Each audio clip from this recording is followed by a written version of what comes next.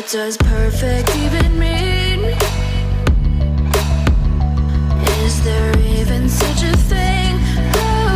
Ooh, can we switch up all the rules and imagine a utopia? Darling, I'm just so fed up with these expectations. They keep weighing me down. My heart is begging me to get the hell out of my head. I'm gonna live inside the upside down for a minute and pretend, honey, I'm a perfect 10. Whoa, whoa, honey, I'm a perfect 10. Whoa, whoa, and if I say it enough, it gets ingrained in my head, and I start to see, honey, I'm a perfect 10. Honey, I'm a perfect 10. Whoa, honey, I'm a perfect 10. Honey, I'm a, yeah.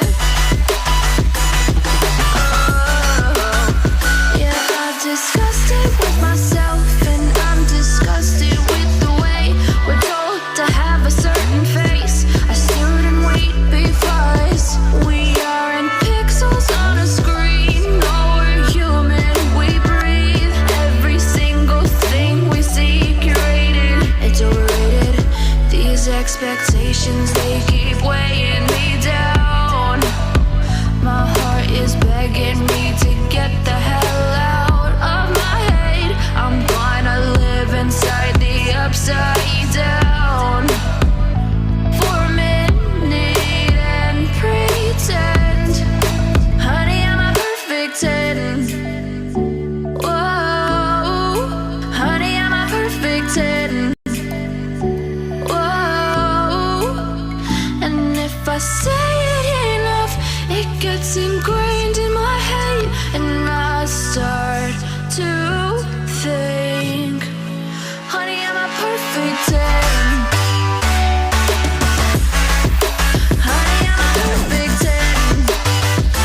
Whoa, honey, I'm a perfect 10. Honey, I'm a, yeah.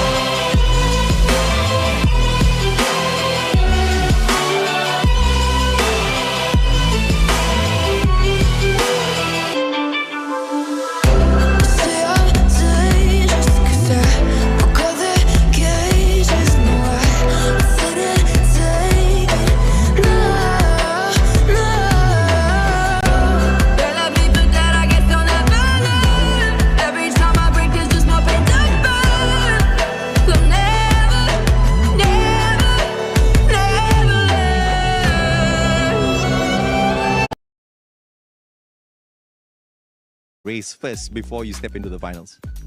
I would say Fluxo. Fluxo have the same rotations. They have the one drop point is also same. So yeah. Okay, I mean, you are aiming for the giant straight up. I like the confidence. Okay, brother, do you have a shout out for all of your fans? Because obviously the whole of India is excited that you guys have made it to this stage. So should I say them in Hindi? Yes, of course, go ahead.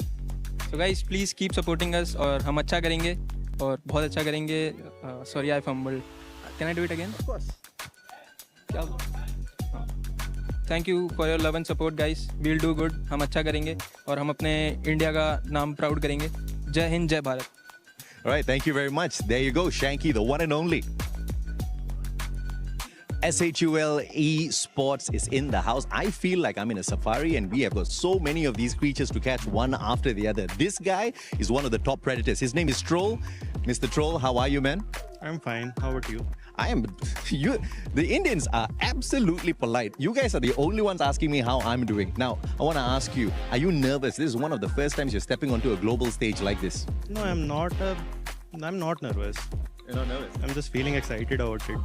Fantastic. Which team are you looking forward to kicking out of the competition from your group? I think EVOS, because they are a defending champion, so... The confidence to kick out the reigning defending champions EVOS Divine themselves. All right, now I want to know, just tell me some of the things that you guys have done to prepare for this competition. What's your training routine like, man? We just played like scrims and all, and we have prepared some crazy rotations for them. He's waiting to troll them already. This is S8UL's troll. This guy is about to troll everyone on the battlefield. I can't wait to see what you guys do out there. Thank you. It's the E cap, the EWC cap, the Esports World Cup. Okay, whatever it is, this is what happened in week 1. We crowned our first 3 champions, which means that we had even more losers. And God knows that I'm a loser. Wait, shouldn't this say that I love losers, not that I am? Can we fix this, please?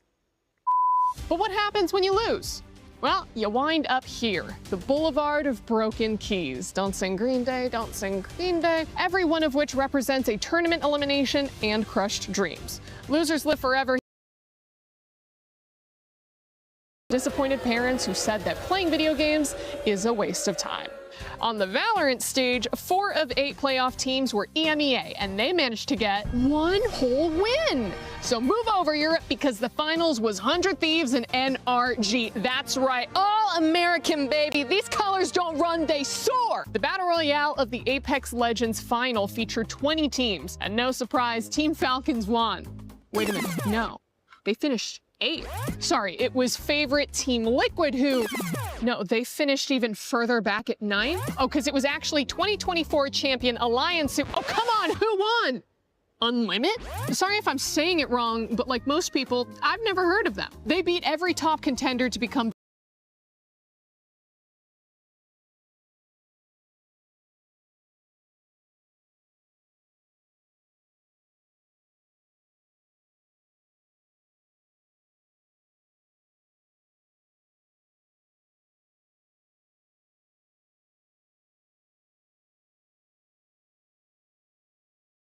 Nope, never mind. That's their only team, and they're not even registered for the club championship. Still, my Japanese heritage is proud that we can produce both esports winners and heated toilets.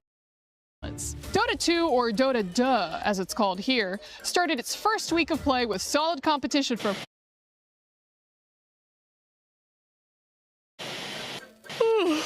Sorry, actually, nothing of note yet. I'll have more on that next week. And finally, things were heating up on stage at Fatal Fury Wolf City. And I don't know if you're picking up on the theme here, but Dark Angel fought his way out of the losers bracket to top the regional favorites and get another win for North America. If only the Football World Cup had been so kind. Well, guys, what is happening? 3 tournaments and 3 new champions?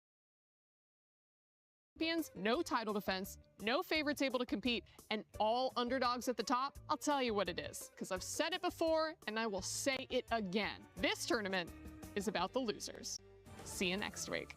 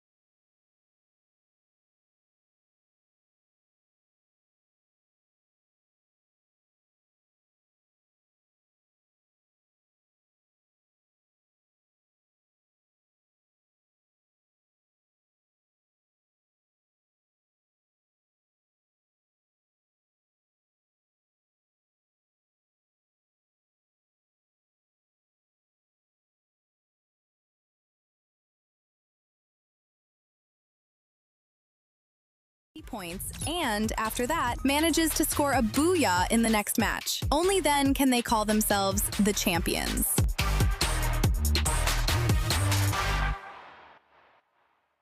Here at the Totem, and I am joined by the reporters of the Club Championship. So every single one of you is going to give us a little bit of a rundown. We got Chris, Trav, and Glitter. I'm going to start off with you, Chris. How are things going, and what can we expect from your stage? Well, Dota, to be honest, has kind of been business as usual, been going through the motions, getting through the group stage. Today is when we have actually started the survival stage. Relevant of that, though, we did have 4 teams top their group, and Falcons, one of those squads, managing to get through, guaranteeing themselves some Club Championship points. So that's something to keep an eye on.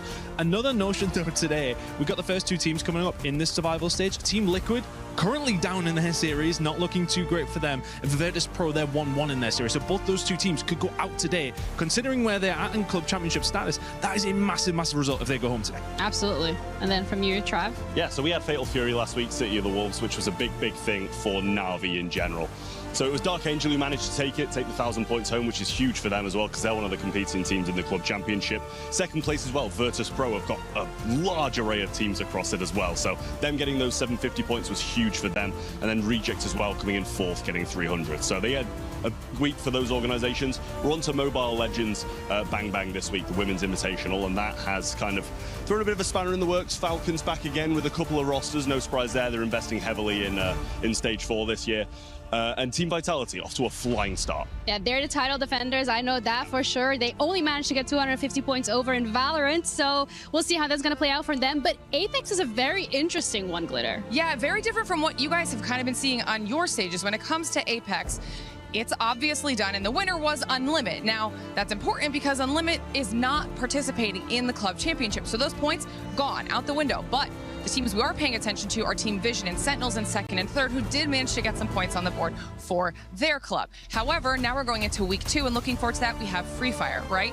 Now, this is kind of where my stage ties into your stages a little bit more, because this year the teams that we're looking at are Team Falcons and Vitality, funny enough. Now, Falcons won Free Fire in 2024, however, they did not last year around. And Vitality even outplaced Falcons last year in Free Fire. So now those are the teams we're going to be looking at, and Falcons actually are a team that are expected to do very well this week. So we'll have to see what that means in the end for our Club Championship, but it's going to be exciting. It sounds like the teams that we are keeping our eyes on this week is going to be Sentinels. They're also competing on the League of Legends stage for us. We also got to keep our eyes out for Vitality, because of course they are in the running. Virtus Pro with a lot of teams across a lot of different titles. And for us on the league stage, AG.AL. This is their debut here at EWC. They have a lot of teams competing. We're going to see how this week pans out. Thank you so much for watching. We're going to be back to you guys. $75 million, 25 tournaments, over 200 clubs, only one club champion. The Club Championship is the beating heart of the Esports World Cup. Over 7 weeks, esports clubs send their players to compete. Every placement, every win, every podium earns points for their club. At the end of 7 weeks, every point counts. The club at the top walks away with $7 million and the title of Best Esports Club in the world. It's not about being the best at one game. It's about being the best across all of them. Depth, versatility, consistency under pressure. One championship trophy, one title. Who will take it? Watch history unfold in Paris at the Esports World Cup 2026.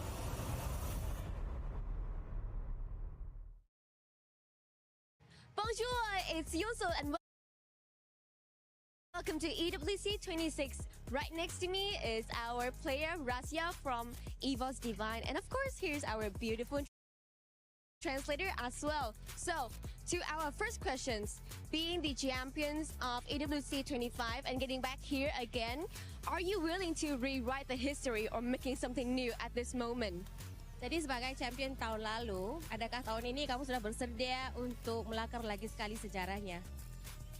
Yeah, I'm really confident right now because we're gonna ready to back-to-back champion again. Very confident, and I love that. They would love to get the championship once again. But here's another question. We have Team Secret right here. As you guys all know, Team Secret SWAG got their championship at the Free Fire World Series 2026 Spring here in Vietnam, and they're also here to compete with EVOS Divine. So, how do you think about them? Jadi kan ada tim secret kan. Jadi bagaimana perasaannya dengan mereka itu? I'm feeling like I want to prove to them like EWC is our place. EWC is mean EVOS World Champion, not Esports World Cup. Oh my god, wow! I feel the intensity is really much here, but overall, that is all we can hear from Russia. And I would love to see more from EVOS Divine and, of course, other teams right here in EWC26 Free Fire. See you guys later, and thank you for listening.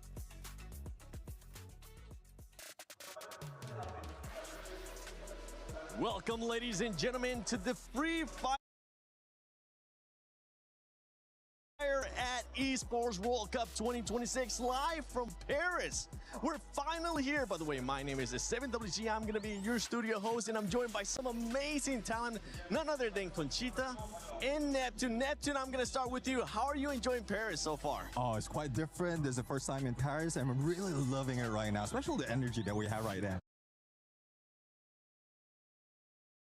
I mean, yeah, we're next to some other stages, and boy, we can definitely feel the crowd energy. How about you, Conchita? How are you enjoying Paris? It's also my first time in Paris, and it's been amazing. I just can't wait to see how the competition goes this year, and yeah, having a great time so far. I mean, you know what? Let's just dive right into the competition, because we have EVOS returning, and they could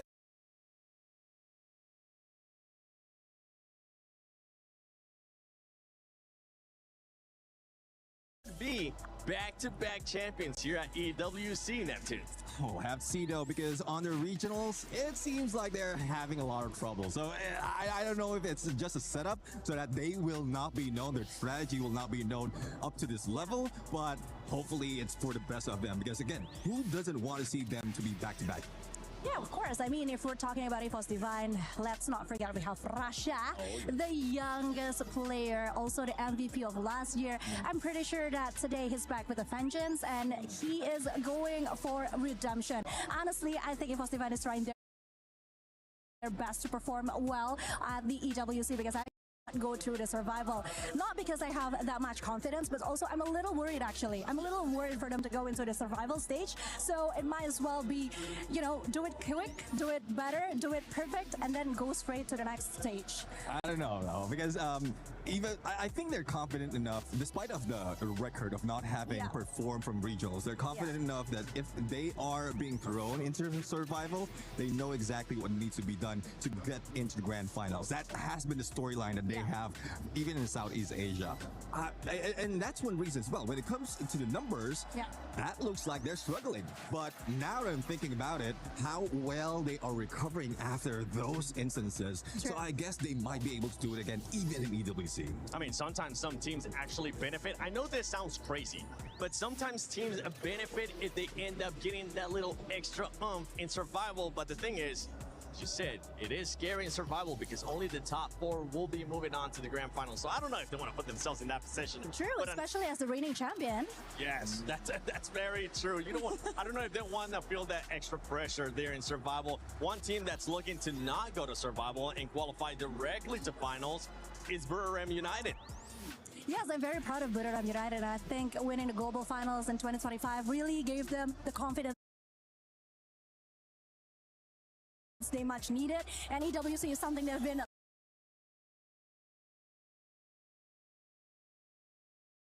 looking forward to finally have in their store, you know, because it's something that they don't have yet. And Wasana, I think Wasana,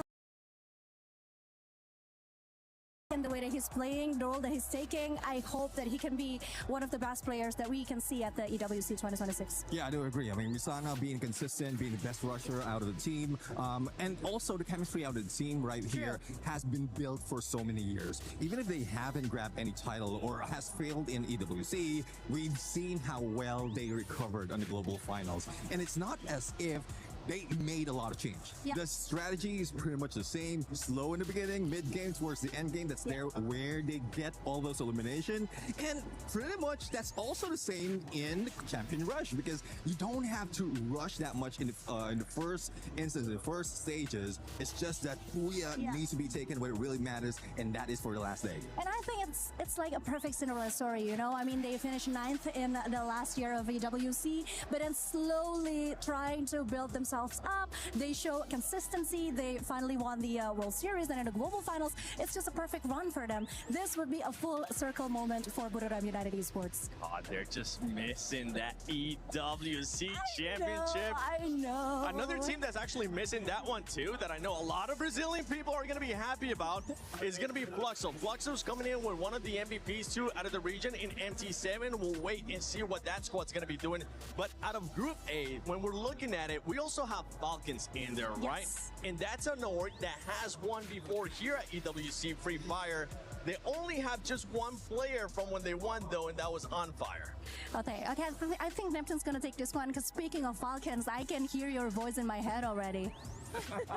Well, that's one thing though. I mean, Team Falcons, at some point after not like losing a few of their players, they lost their identity. We are not seeing that consistency anymore. There is some fire similar to what we've seen from Buriram United, but it's not that aggressive. It's not that much we're in. It's a sure win for them. So it's really difficult to tell if they're just playing with us, just pulling our leg right now, that they're not that strong, and then later that's when they bring in those Booyahs in the Champion Rush. Because again, it's one of the things that I noticed from some teams, they choose some stages or some tournament wherein they really want to pop off, because they don't want to give out that much of strategy on their regionals. So I think it's a bit of an unpredictable situation when you talk about Falcons. So yeah, we might have to just wait and see.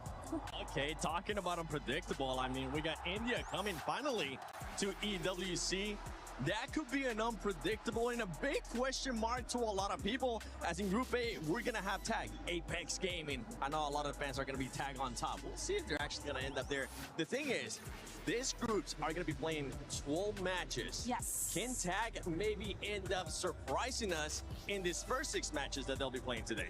Yeah, I do think that's quite possible, because then again, it's a long game that they're playing. It's a game of endurance, basically, because 12 maps is quite a lot. I mean, from the 6 that we have last year, it's a bit of a jump. But yeah, consistency is something that the teams need to show. And I think they've had it down, because this isn't their first time coming. They know exactly what they're facing. So yeah, it's just quite interesting to see how they maintain the stamina that they have, the endurance that they're going to have to show. Yeah, I do agree, because like even in on LAN event, their qualifiers is coming from a LAN event, so they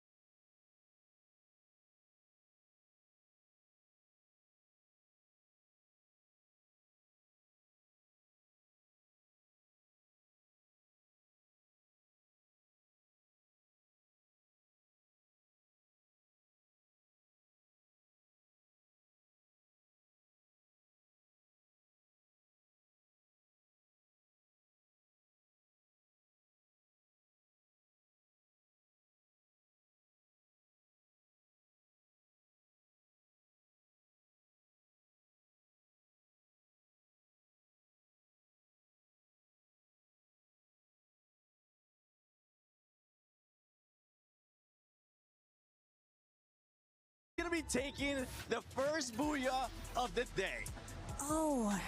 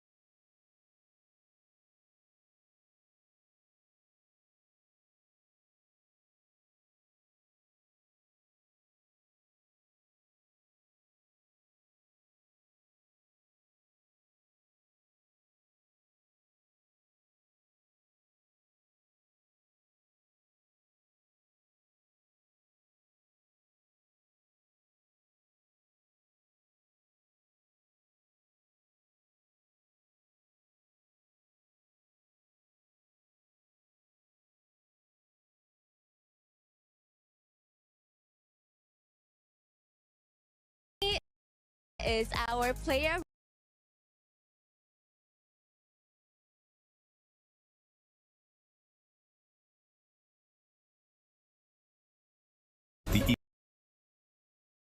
The kingdom grows, so does the number of contenders. With familiar faces returning and entirely new forces knocking at the gates.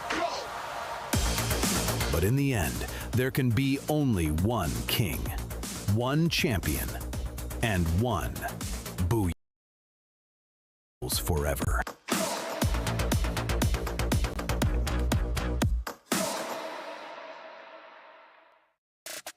Ladies and gentlemen, boys and girls, survivors of all ages, welcome to the most awaited event for at least the first half of the year. This is Free Fire at the Esports World Cup 2026. We are in Paris, and I expected a heat wave. It was quite cold here, but now with the game starting, Tash, I think we're going to just bump the heat up a tad bit higher. It's going to be intense. It's going to be mad hot.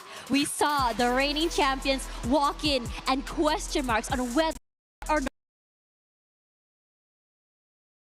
they can defend that crown. Oh yeah, and you know, for the first part of the competition, it's all about survival. We are in the group stage, and for the first time ever, we have got 24 teams from around the world hopping on into a global battle. Never before. This is the first time we've got so many of them, which means there are going to be a tad bit more heartbreaks out there. The first day, you got early qualifiers, but you definitely want to avoid the bottom of the leaderboard. For real. Now, as you go into that as well, eliminations are coming through, and as we go through this, after eliminations, only top 4 will be going straight to the finals. Oh, yeah. And the rest into survival stage. Yeah, absolutely. But today is just day 1. Both groups, A and B, will only play the first 6 matches, right? So it's a little bit of a prelude, it's a little bit of a preview, and thank God we have the preview, because some of the teams here are absolutely clueless about the regions who have not really shown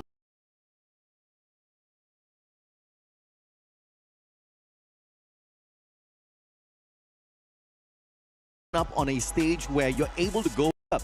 we actually have the capability of underdogs having a dream, right? So far, the winners that have been able to run away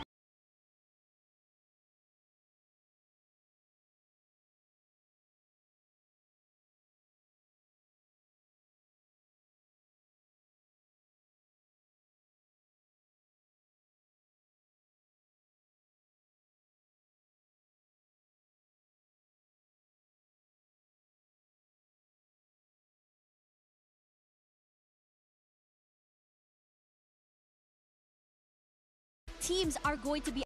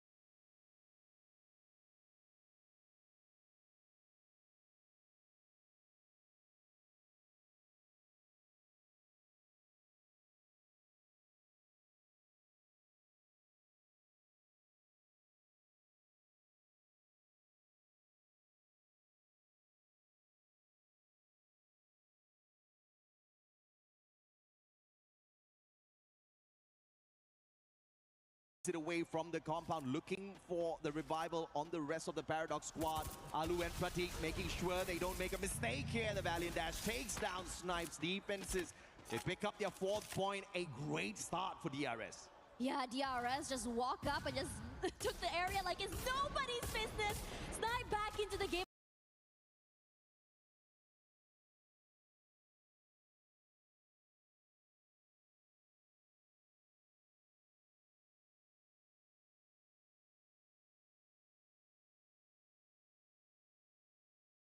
As Madara does get knocked down here, EVOS, he does try to make a move onto the enemy team.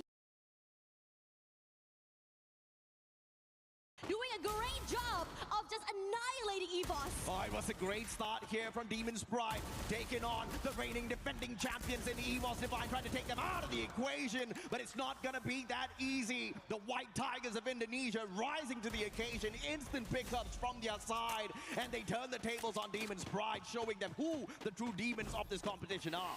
It's honestly insane because the start off was just so in favor of DPS. Russia gets picked off by Falcons. Limit, a big pickup here already. Right timing to just catch him off guard before EVOS was even able to reposition. Yeah, great positioning from Russia as far as the battle up against Demon's Pride was, but they did not expect Falcons to drop by. And here comes GunDynasty yet again in another battle, but their prime play with David 444 down on the ground. But Team Apex Gaming needs a very early and up against the LATAM Giants.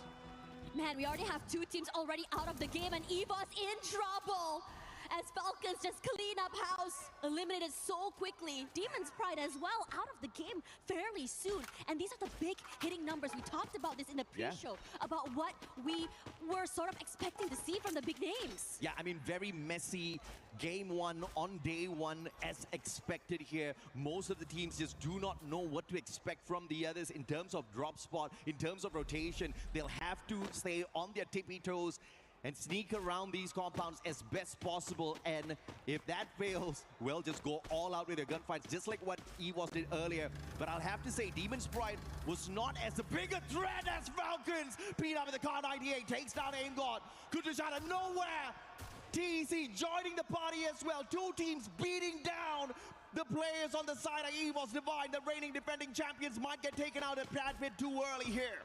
It's honestly insane. EVOS come back into the game, immediately gets completely annihilated. And now over on this side here, Falcons on a rampage. Limit doing the damage onto the player of TEC. The pressure is on, and TEC can't do anything about it. Titans Esports Club, what do you have in you? Have your wings been clipped? The Red Hawks of the past have not been able to fly very far, but this time around, picking up some crucial early points. They do have the vending machine beside the final surviving player, but it looks like it's going to be a rough one as TEC bows out as well.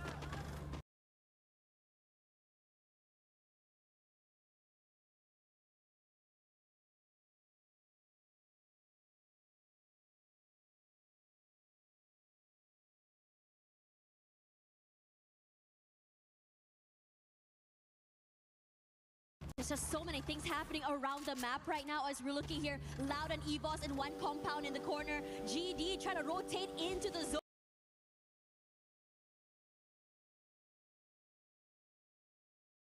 They get scanned out by the Dinoculus as well. Falcons does have a tad bit of information. GunDynasty. Oh, man. Russian on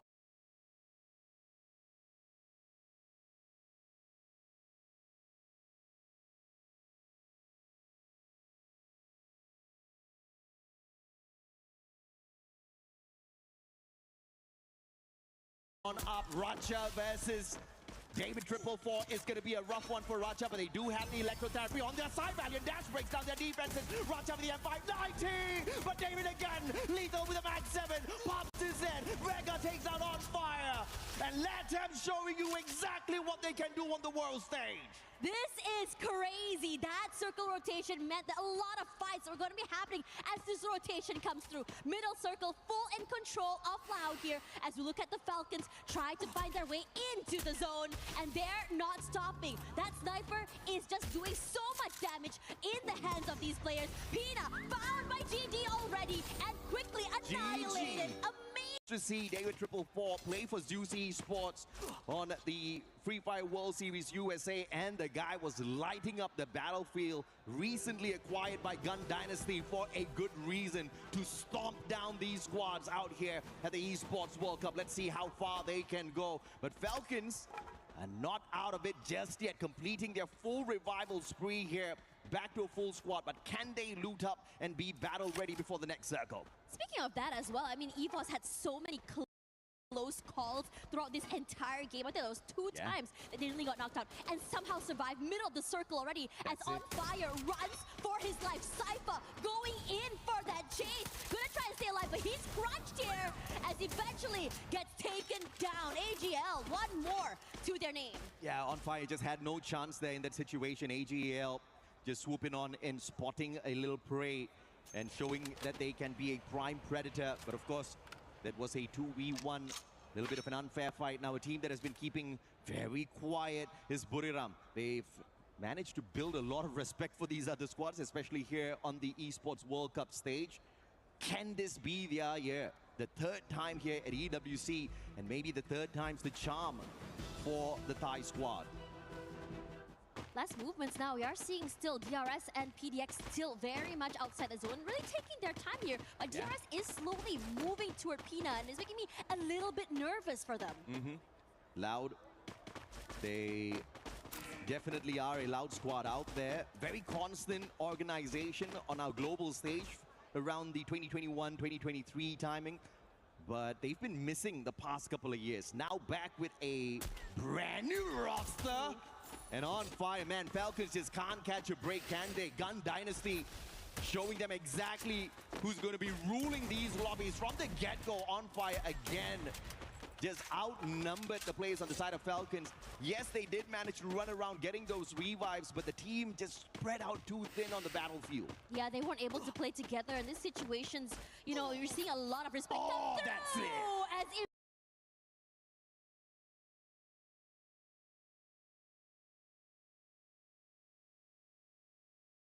immediately Takuri finds limit, and Falcons, that's it for them, not able to come back into the game. Yeah, now, unfortunately, he was just too broke. Even if he got to a vending machine,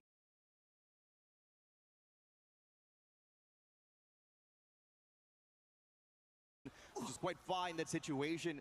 Wouldn't have been able to bring anyone back. He was looking for those coins, and Takuri found some coins out of him instead. Yeah. Now, the southern side here is very interesting, AJ. Look at the amount of teams here. You have EVOS hanging out, PDX as well. I wouldn't be surprised if a big fight were to happen around here, and it's going to be fire, because GD right now is so comfortable northern side and alone. Absolutely. 5 teams out of the equation already. Paradox still alive and kicking alongside the Rail Soldiers. Speaking of the Rail Soldiers,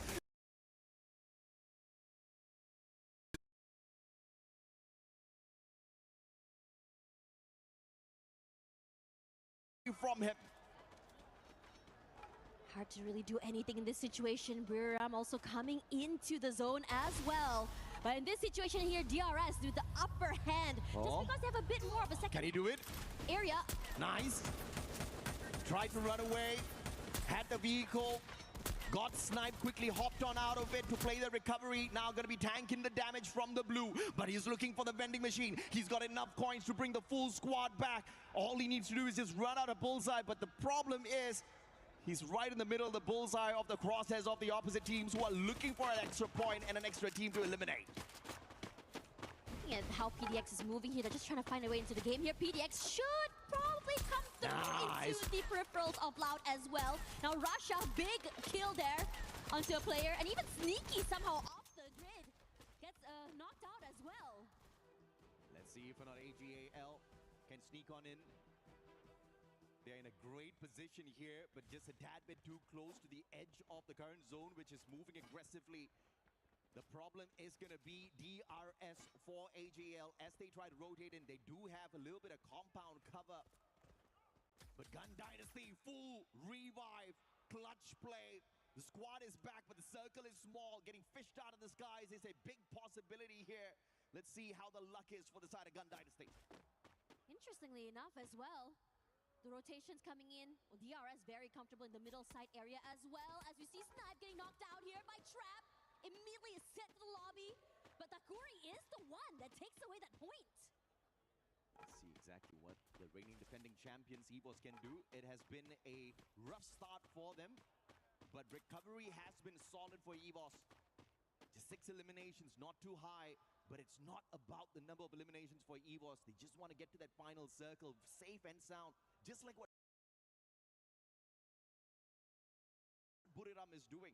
And I feel like that is going to be the sound strategy if you want to get into the grand finals as well as walk away with the championship at the end of the day. The game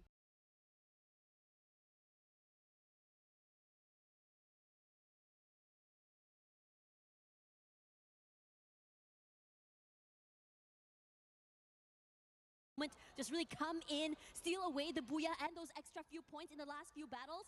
We can see a few players taking a bit more damage in the rotations. GD comes through here, will cross paths with DRS. BN is already at the bottom side. Even Vision and Snickers.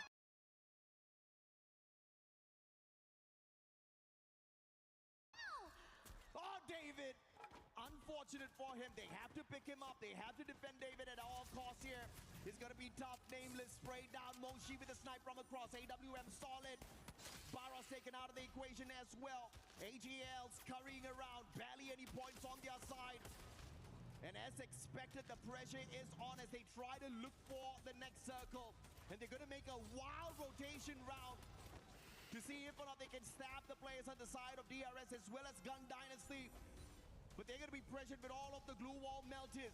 This is GunDynasty from the outside. DRS from the high ground advantage up against them as well. On the opposite side, Loud doing a number on the rest of the players out there. Buriram fighting the players of AG.AL as well as EVOS. Things are getting messy. Yeah, do knocked out its team wipe out so quickly as AG.AL is now out. DRS trying to find a way into the circle and stay alive. EVOS barely holding on, taking so much damage and pressure from other teams and the zone as well. Benel has kept the squad together so far for the side of GunDynasty, but can he continue to pull in more numbers for the team? They are in a great spot, but they also need to move on into the circle. And they've got a great position to attack DRS. EVOS Divine on the other hand, lightning zone right above their heads. And this is a classic play out of GunDynasty, if we've ever seen one. And through the lightning zone, there is a big advantage here. Loud on the other hand,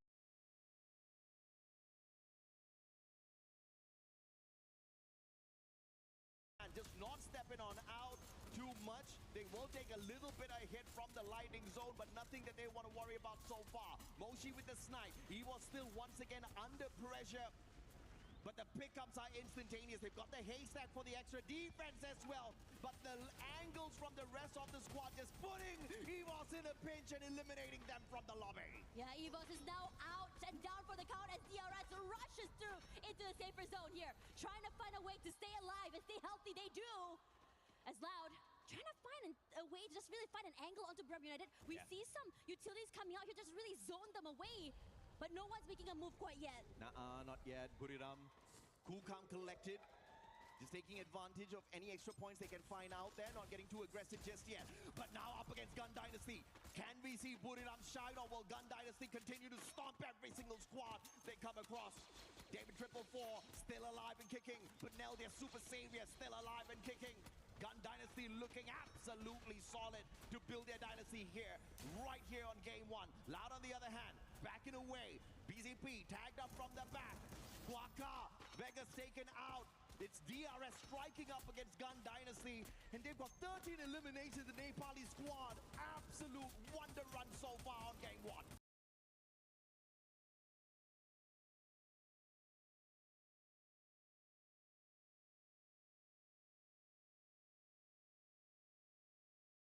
Trying their way in the best to stay alive right now as BRU tries to put in the pressure onto their team. They can't do more than that. They do steal away the players of GD. One player knocked out already, and BRU already on a rampage on 2-5.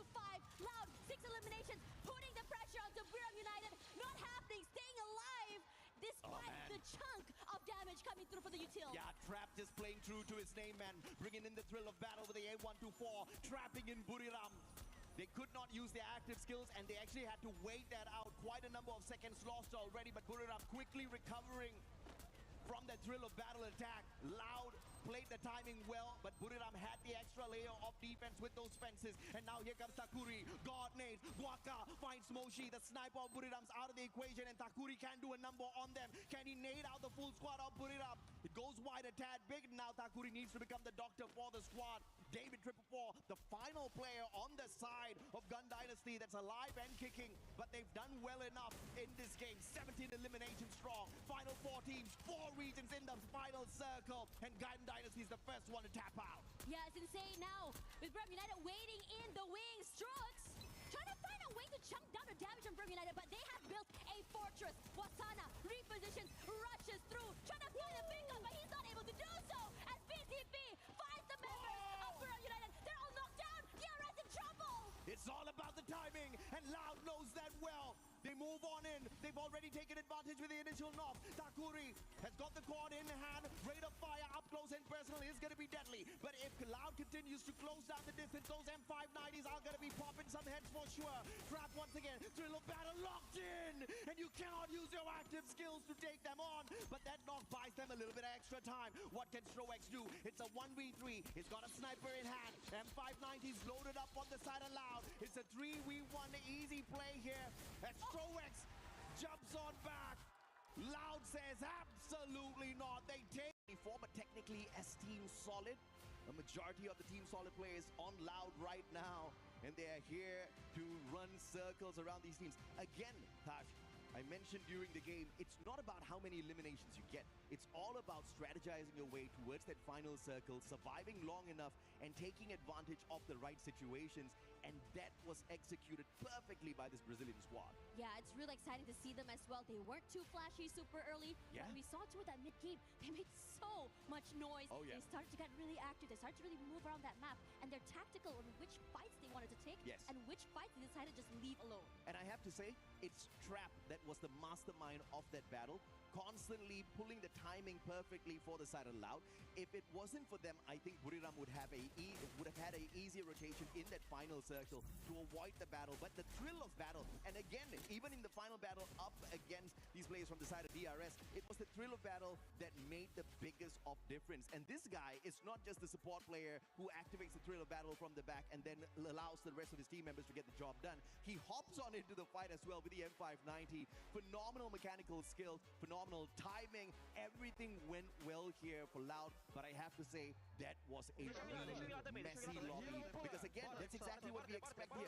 Day one, game one, you barely know where your opponents are going to be dropping. I mean, you can go in and do a little bit of research, but it's really a toss of a coin at the end of the day.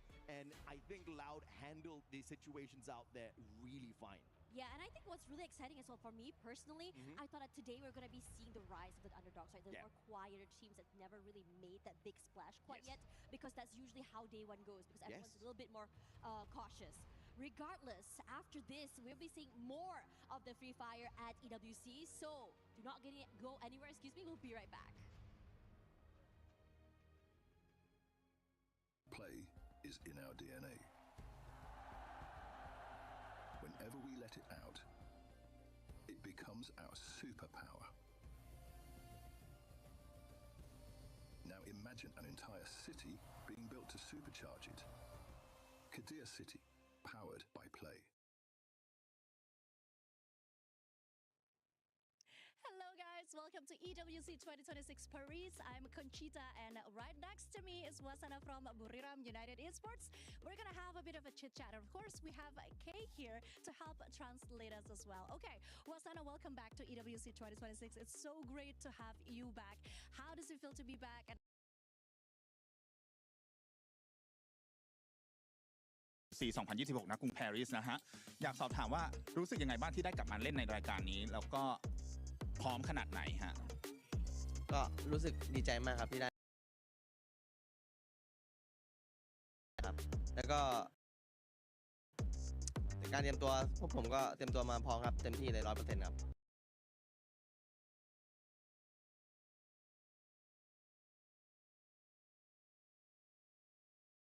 of preparation. We all know that the other teams are also going for the title, obviously. This is the one title that Buriram United really wanted to have. What do you think is the biggest obstacle that you're going to have to face on the stage this year?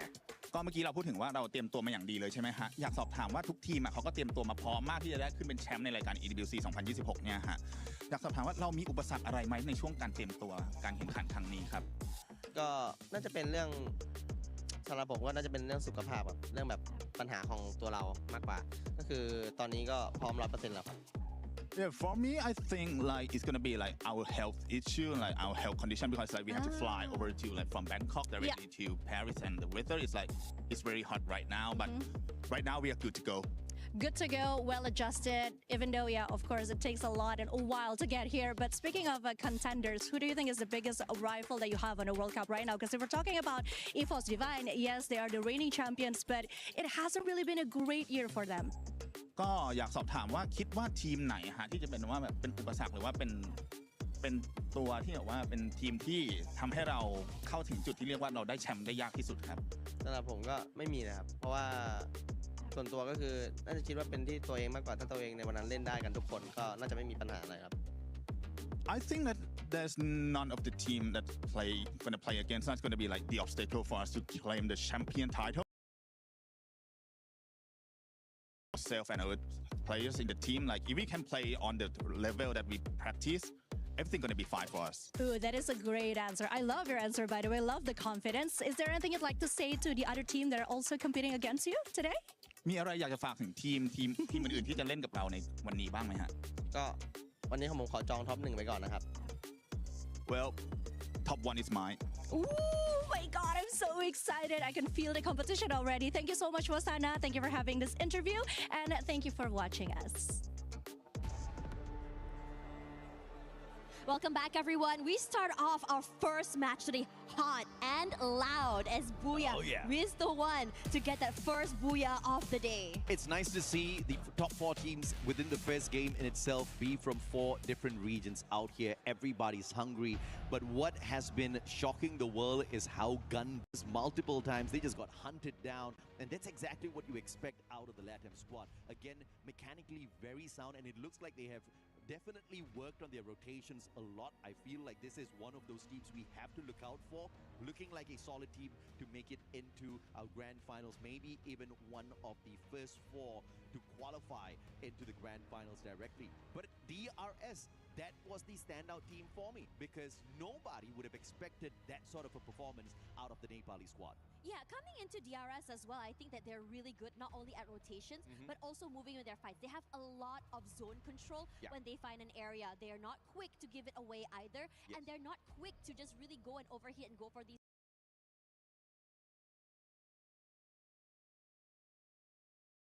fights.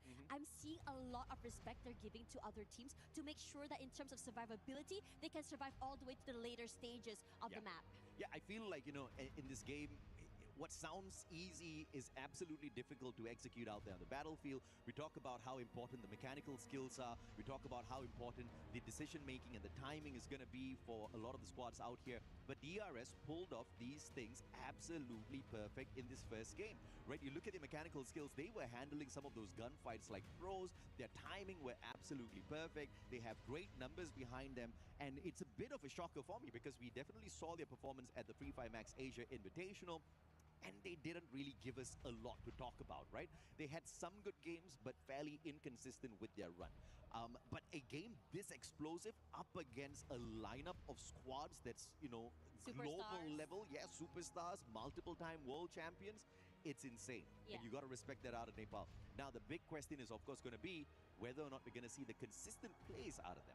Yeah, and I think what's really, important to think about not only is just consistency. I'm a big believer that you gotta fail in order to do well. And I think that now that you mentioned the DRS didn't really have a good run, maybe they learned a lot from it. Maybe they picked up the weaknesses and made it way better for here. But again, this is after all the first map. It's still, I think, a heat check for many of these teams.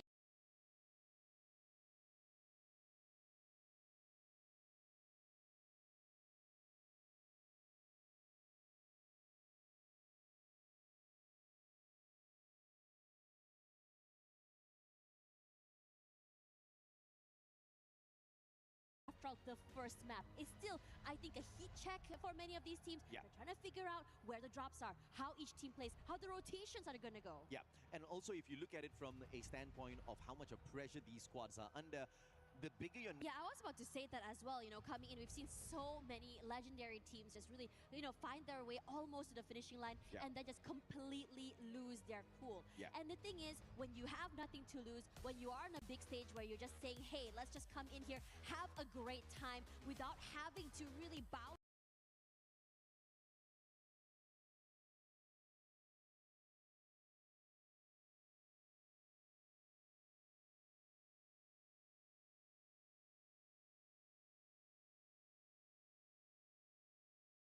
rerun. Yeah, I was about to say that as well. Better here on Solara. As we hop on in, these light rails are going to be attracting many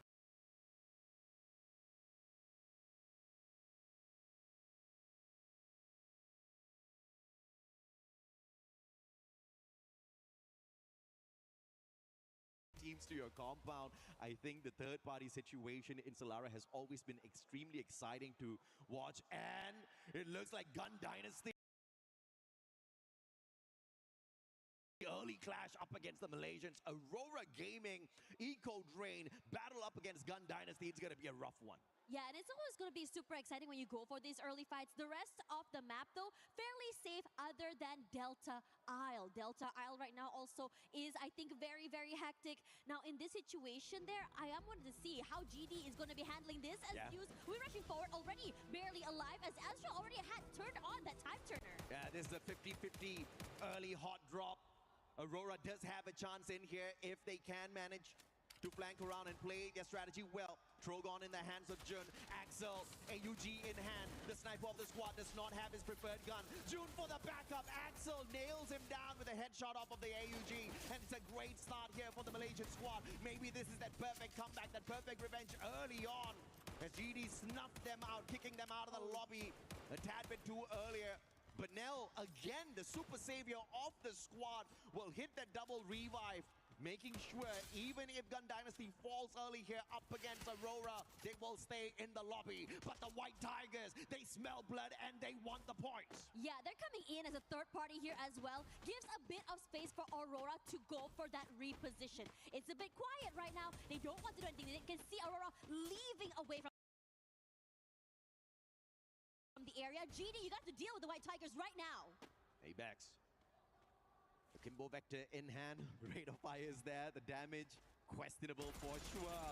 Spots one out. It's the cord. And it looks like he's going to be gagging himself in. Beautiful Valiant dash. AimGod hopping on in with that backup. And they definitely had the advantage on their side with the numbers. And on the other side, AG.AL up against DEC. It looks like AG.AL just weren't having a good run up against them.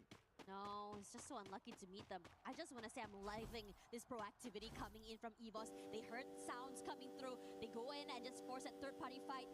But in this situation, I was surprised it didn't go three ways. Aurora, this time around, they got knocked a bit too early just now. They want to make up for just now. Benel versus AimGod. It's a 1v1. Fair fight.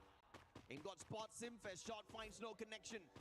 Benel looking for the quick reposition, but the rest of the EVOS squad, they've entered the compound already. Benel's in a tad bit of trouble, to say the least. Wolven back in a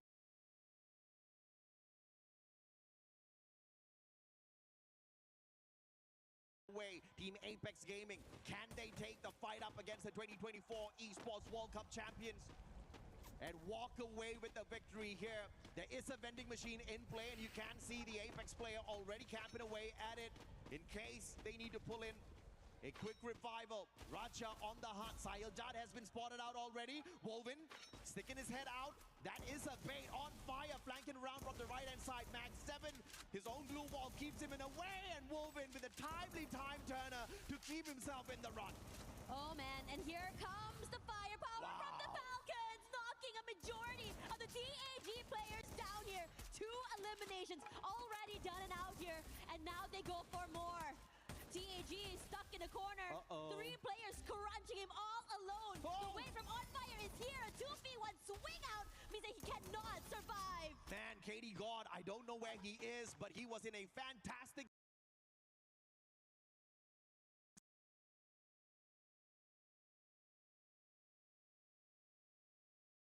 I don't know where he is, but he was in a fantastic spot to punish the players on the side of Falcons. Managed to get a double knock, but the recovery from your 2024 EWC champions, absolutely swift, but Katie God in trouble now.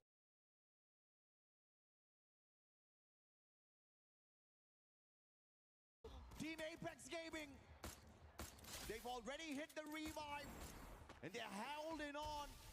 Riptide rhythm from Katie God just to put a little bit of extra pressure on them. The nade is in his hands. Pina on the chase.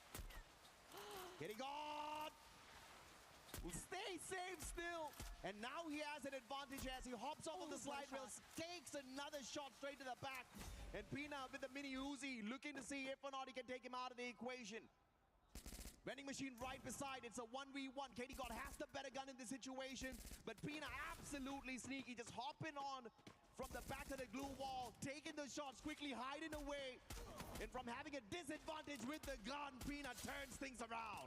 Oh my gosh, that was a hot chase from the other side of the map all the way till here. Movement was insane coming from this guy. Oh yeah. Gotta respect Falcons this time, hungry for those points. They obviously wanted a better run in the earlier game, did not find it for themselves. Got kicked out of the lobby with just 10 points on their side. Very aggressive game 1 for Falcons. 7 eliminations, but only 3 placement points. You just have to make sure the same mistake is not made here on Solara. But so far, so good. You see the coins on their side absolutely stacked up. And TEC, one of the favorites from Bangladesh, alive and kicking with a ton of elimination points already on their side in this Solara game. Oh man, Barrow's putting the damage on the top 16. GG. That's Takes it. a lot of damage, almost getting knocked down here, but moves around the area, cannot survive, and knocked out as well. Yeah, but just like Buriram, perhaps third time's the charm. David 444 taken out early here. This is one of the prime players out of GunDynasty, and Buriram hunting them down one after the other. You messed around with us in the previous game. We could not get to the Booyah, and this time we will take you out of the lobby early, Buriram says. But can we see a recovery again? Benel, the super savior of GunDynasty, keeping them in the race. Honestly, getting that pickup right as the glue wall goes down is just diabolical. Now, the zone has shifted a little bit more here, and in this situation, most players already coming back into the game. Man, but now, what in the world? This guy... He has most revivals. Yeah, he's definitely got the most revivals so far. And it is absolutely brilliant to see him pull off these amazing saves in such an insane lobby on a stage like this. I wonder how is he managing to get things done, and how is he having so many coins on his side? We got to check that out later. He was divine though. 3 eliminations. Aggressive start this time around, but they want more. DRS up against Falcons. They had a phenomenal run in game 1. And Falcons are trying to deny them of that in this game 2. Pina down already. Strowex, fantastic shot. He eliminates Pina from the equation. But no glue wall, but the time turner on his side allows him a quick recovery. K98 in hand. Anybody that takes the slide rails up against Alu might be in a tad bit of trouble, but Falcons not going to make that mistake just yet. Look at the due diligence here, dotting their I, crossing their T's as well. And I think DRS is doing, I think, fairly wise to just really back away from this fight. Yeah. Now, for Falcons, they brought back Pina into the game. That's more firepower once again on their side here. The southern side here, DP and AG.AL looks very interesting right now. Falcons understanding that Alu would probably pop their heads if they took the slide rail, trying to just cut the distance down with the vehicles.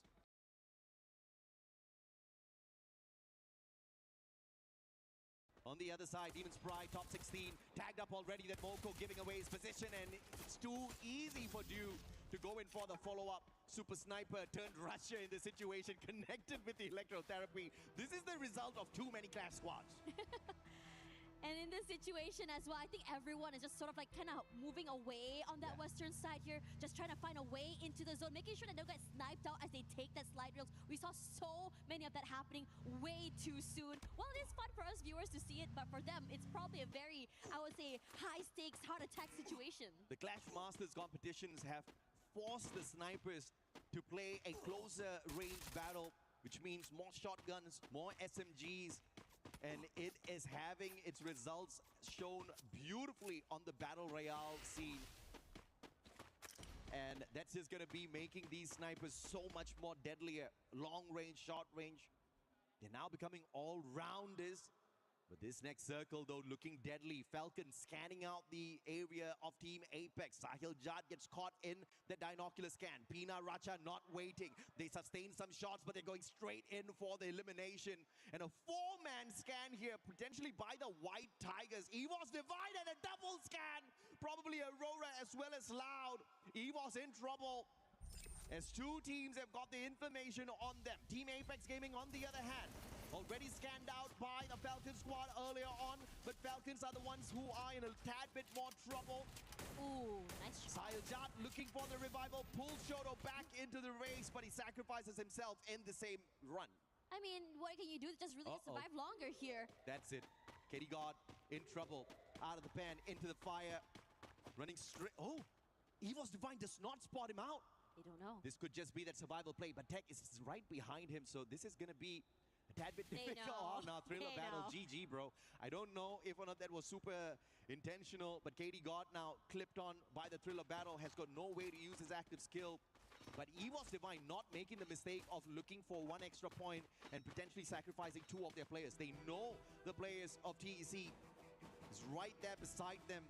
So moving to find an extra point might put them in a little bit of trouble, and the veteran experience of EVOS Divine keeping them alive and kicking. But the Rail Soldiers hopping on in as well. This is about to become a rough three-way battle. Yeah, coming through here as well, because Katie got finally knocked down as well. As TEC, their compound is being taken away. DRS gonna try to really hunker down here in this situation. Maybe wait out those fights, or hoping for an opening to either go in for the fight or just go for a tactical retreat. Yeah, playing on the meta, the AWM, the VSKs, they've got the long-range weapons perfect for Solara.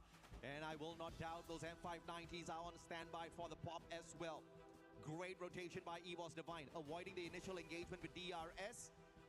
And just taking the position right below the players of Titan Esports Club. This means Bangladesh is going to have a rough time to get out of their spot, but thankfully the circle's still with them. The next zone is going to be crucial to see which teams get caught out here on the rotation. There is a high chance it moves towards the conglomeration of the three squads here. EVOS Divine, TEC, as well as DRS. DRS, you're being very, very patient, but the problem is right now you go toward EVOS, there's the potential of getting knocked out by TEC from that top side of the building as well. Yeah. And I think that this is a situation where you just have to wait out things. Nice play, and now it's just all-out annihilation. Messy, as multiple teams are so close to each other. GunDynasty does not manage the ambush, but Demon's Pride are swapped too low. And the final bullet by Vega takes him out of the equation. David's picked right back up, and again, GunDynasty's gonna be a bit of a troublemaker in the final circle. Now the wait happens here, as we already see that for Aurora surviving a little bit longer this time, and they want to go for this fight against GD. In front of them, they already got it at one pickoff here. Oh. Aurora doing very well, fighting the players of GD, but they still have 3 more members to worry about on the other side. Yeah, to snuff out GunDynasty, you gotta take Benel out of the equation, because that man is a miracle worker for these revives. Somehow, he always brings the rest of the team members back in, but without him, they're gonna crumble one after the other. Vega taken out of the equation as well, and it looks like GunDynasty, that's the end for them. Aurora and Loud, this team members back in, but without him, they're going to crumble one after the other. Vega taken out of the equation as well, and it looks like GunDynasty, that's the end for them. Aurora and Loud, this is going to be a rough rotation for them, as everybody else has hopped on in, as anticipated earlier on. The next circle finds EVOS, TEC, as well as DRS, but now they've got one extra contender. AG.AL have found safe haven here in the next circle already. Teams like Falcons, LYON, Buriram, Aurora, they're going to have to battle it out before stepping into the next zone. And it is annoying and a very rough area here to the side here. Guangsa does fight one, and here comes the nades as well. The reposition is good. Trap doing huge damage onto the members of Buriram United. One more, baby.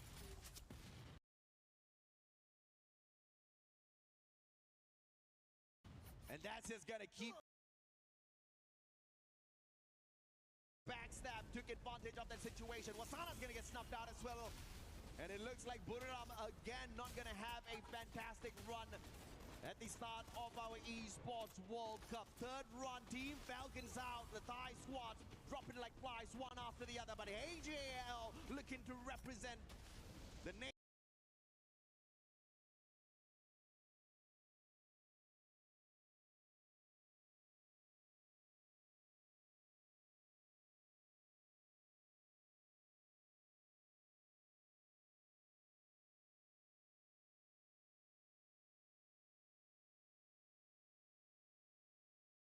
Absolutely strong as they look for a big battle up against Climb over and take this fight face to face. Yes, stairway to heaven, but who goes to heaven? Is it gonna be you guys or TEC right above? And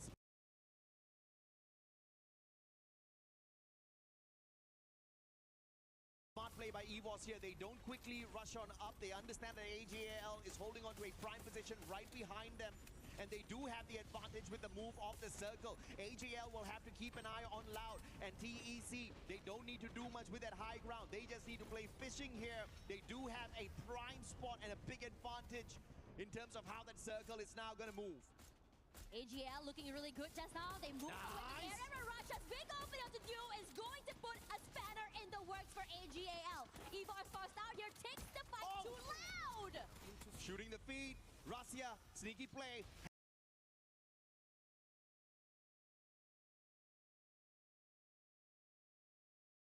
He quickly shoots at those vehicles, lighting them up. Yeah, that's the repositioning going to be taken away from them. And now LYON is stuck in a corner. What a shot coming in.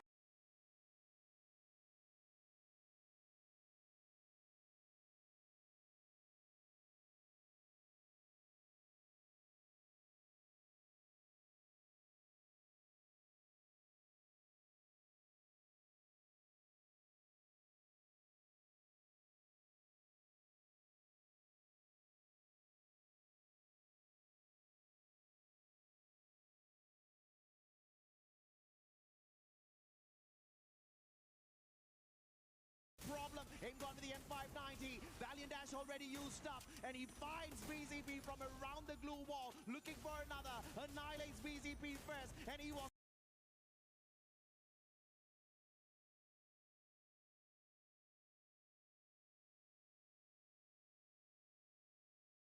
Divine looking strong for the Booyah. He's looking so good right now. I have 15 eliminations already. Guangsa and Nix already knocked out of the game. LYON with only one member still alive.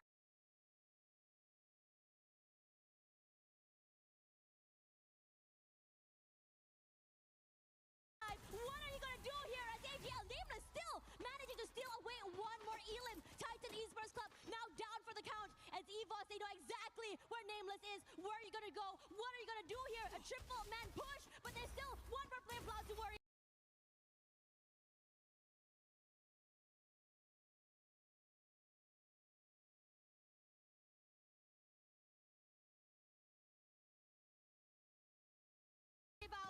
Amazing run from Titan Esports Club. But AimGod now looking to clean up house. Nameless found. Thriller battle pop. Nameless has no chance. And they all gang up upon him. Playing the game of numbers. Looking for the final LYON player out there. No back-to-back booyah for Brazil. EVOS Divine, the reigning defending champions, will say.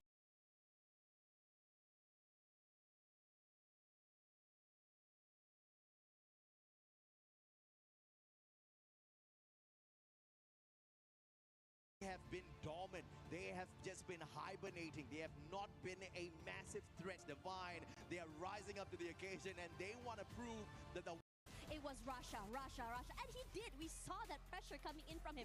But Ray as well is putting in and showing us why exactly he's also part of the team. You know, a big problem that I had with the EVOS Divine run in 2025 is that without Russia, I think they would have lost out in many of those lobbies. Just like what Benel is doing for the side of the players of GunDynasty. We saw Rasia being that backup player, that sniper that continuously revived the rest of his team members. But this time, they are not putting the responsibility on the shoulder of their super sniper. They are all playing their role. I think the rotations are so much more tighter. The teamwork is looking solid. And I feel like it was not like any of those players were bad. It's just that strategically, they were trying out a flavor that perhaps did not favor them, and it required multiple clutches from Rasia. This time, if they continue this run, they don't need Rasia to clutch it out. They are going to annihilate everyone. Yeah, it's always important to talk about like how each player is individually important, right? Right now, match standings look so good. EVOS with 41 points, matching up with Loud Sneakers so quickly as well. We've only seen 2 maps. Yeah, absolutely. I mean, great equalizer here from EVOS. But again, shout out to DRS Gaming, the Rail Soldier, showing us that when you give a underdog team a opportunity on a stage like this, they will not let it go that easy. They're keeping up with the pressure that the competition brings, and they are delivering on every bit of expectation from the Nepalese fans. But here on the second page, you see there's a small little problem. India definitely has got one of the biggest crowds in terms of fan base, but they're not doing too well just yet. Now we've got Carol with the players here. Let's see exactly what the interview has for us. Tash and I will be right back with you. Hello guys, Carol Bombshell here, pleasure to be here, and especially with Trap, team's captain for Loud. Okay, Trap, você começou o dia já, o time da Loud já começou o dia com buia, e especialmente com a Buriram no top 4. Como é a confiança de você estar nesse momento? Vocês ainda conseguiram chegar num segundo lugar nessa última partida. Você acha que isso tem sido importante para o time de vocês? Acho que a confiança nossa está lá em cima, de acordo com os resultados que vêm durante alguns meses. Estamos evoluindo a cada dia, a gente quer muito representar o Brasil bem nesse Mundial. Já começamos muito bem, um top 1 e um top 2. É isso, estamos amassando, é manter mais 4 quedinhas aí para cima. Yes, of course. Starting the championship, started EWC 2026 with Abuya was very important for us. Our confidence and our security, it's way above. And right now, to get Abuya in a second place, we feel like we are in the right path and to reach the finals. O time de vocês, o time da Loud, vocês conseguiram ter uma boa performance durante o Campeonato Brasileiro. Você acha que vocês estão no caminho certo para voltar a colocar a Loud no topo, para de fato vocês voltarem a ser os reis do Free Fire no Brasil? A gente veio para isso, a gente voltou para fazer a Loud ser campeã mundial, que é o objetivo da Loud e o nosso. E a gente voltou para colocar a Loud no topo, assim como nós também queremos ficar no topo. Yes, of course. Performing that well in Brazil brings us such great confidence, and we are here for that. We are here to bring the old Loud that you guys haven't seen before, and right now we are gonna put Loud for sure on the top again, but not only in Brazil.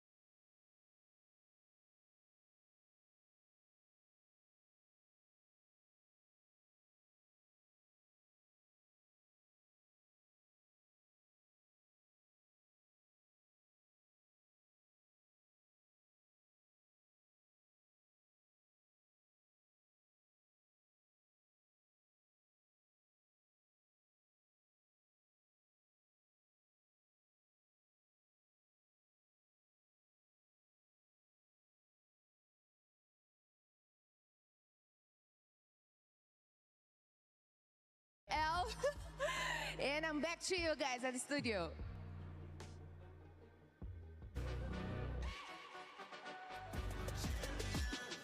This ain't no regular thing. Came for the ring, you know what I mean. You see my name in the lights. Better get right, I'm champion.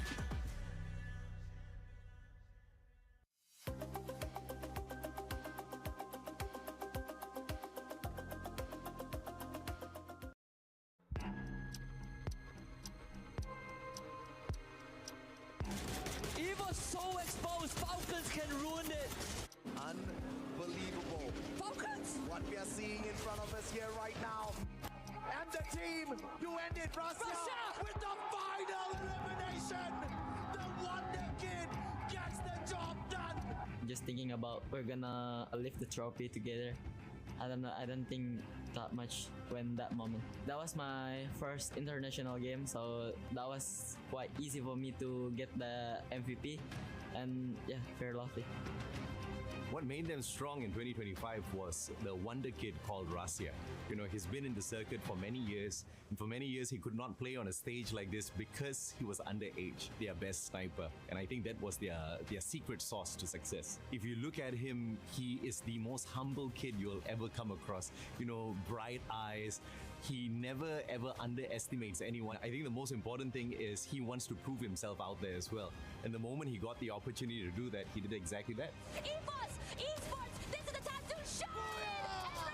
Sergeant, Booyah! No, I think I feel so confident. We're training so hard in Indonesia, so we're very confident to lift the trophy again. 21 elimination from the champions of Clash Squad and still on the roll. And EVOS being taken down. Ya, setelah di EWC kemarin kita sudah tidak mendapatkan piala-piala lagi, kita tidak bisa ngejuarain turnamen-turnamen berikutnya mungkin karena kita udah lupa siapa kita sebenarnya. Tetapi di hari ini kita sudah ingat siapa diri kita sebenarnya. If you look at the data, it says they will not be the back-to-back champions. If you look at the kids and if you look at how determined they are to be back-to-back champions, there's a slight possibility. But it's going to be difficult because for the first time ever on the global stage, we've got 24 teams. Everybody's got that exact same dream. Because that dream is alive for the rest, the chances of EVOS Divine doing it back-to-back may be a little lower. Kalau untuk tim-tim lain sih, kalau buat saya sendiri saya tidak perlu memikirkan banyak hal tentang tim-tim lain karena itu saya sudah percaya kepada coach saya. Jadi saya tinggal fokus aja main. Nah, itu yang terbaik pokoknya. Pesan-pesan untuk tim-tim lain, ya hati-hatilah karena ini EWC bukan turnamen yang lain. Kalian bisa lihat sejarah-sejarah kita di turnamen EWC kemarin. Nah, itu dia, kalian hati-hati aja yang ngegangguin drop zone kita.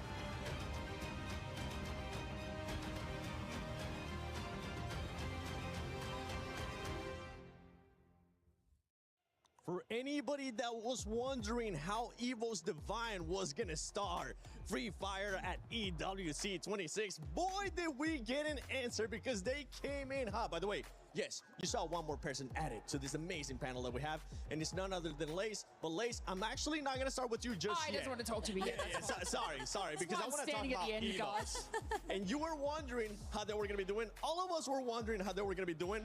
They're doing pretty damn good. They're doing pretty well. I'm kind of relieved actually because EVOS had so many close calls throughout the whole entire first game and it got me worrying. Not something that I want to see obviously, but at least they slowly climbing the elimination points ladder and they fixed what could be perfected on the first game because hey, come the second game, they know exactly what they need to do. And we see Russia obviously as a pivot sniper. He's gonna need more room for him to do dynamic movements and that's exactly what the support gave them. So yeah, it works well for them. EVOS is finally finding the rhythm that they kind of lost the first time. Again, maybe opening game, of course, the nerf is something that maybe we cannot explain. It's something that's always difficult, always hard for anyone at the EWC. Yeah, they've got that pressure on their shoulders, you know what I mean? They're like, oh no, we've won, we've got to do it again. So like that's got to add on top of this as well. And I guess we saw that in their games too. Yeah, but now leading the standing with 41 total points and 23 elimination points. I mean, that is crazy. Even you have to admit that. I mean, it's amazing, not gonna lie. Seeing the players just chilling back there after getting that booyah and then looking at the keys, they're probably wondering which keys are we gonna be crushing now. But talking about teams that might be possibly crushing some keys, we gotta talk about LYON, because my goodness, LYON was another team that started off hot. You could say the first win was a bit given, but boy, they took advantage of it. Yeah, exactly. I mean, coming from the position we're in heat, they're not really found in the map. I'm really looking forward to how they're going to adapt right now. They were trying to do the similar approach on that game number 2, but it's just unfortunate that EVOS Divine is the one who cut them off on the rotation. Just hanging in the middle of that final circle is one thing that LYON has been doing for the first 2 games, but it's just unfortunate that rotation was not favoring them, and even Launchpad was not on them in that final moment. So it was tough for them to make that rotation. It definitely was. One thing, I mean, we've been seeing some of the squads now being able to perform well, right? EVOS, LYON out of Brazil. Earlier, you were talking about rhythm, Conchita. I mean, LYON definitely is finding that rhythm. One team that is currently not finding their rhythm, though, Lace, is none other than Falcons. Yeah, you know, we've been talking about that pressure, and they've got the pressure of the club championships on their shoulders. So, you know, amounts of other Falcons, you know, in different games coming through. So, of course, you know, they're sitting in that kind of middle of the pack at the moment. They are trying to find those eliminations early on. There was actually a moment in the second match where we saw Team Falcons hunting down Team Tag. They were able to take 2 limbs from the team, and they're like, no revivals for you guys. And we just saw them sort of launch over to where Tag was trying to recover the rest of the team and try and get those early eliminations. So, you know, I think they're sitting about, what, 6th place, 27. It's nothing, you know, at the top with those 41 sorts of points there. But look, they have shown the same kind of consistency that they had, you know, in these previous global series that they had. Sometimes they do incredibly well.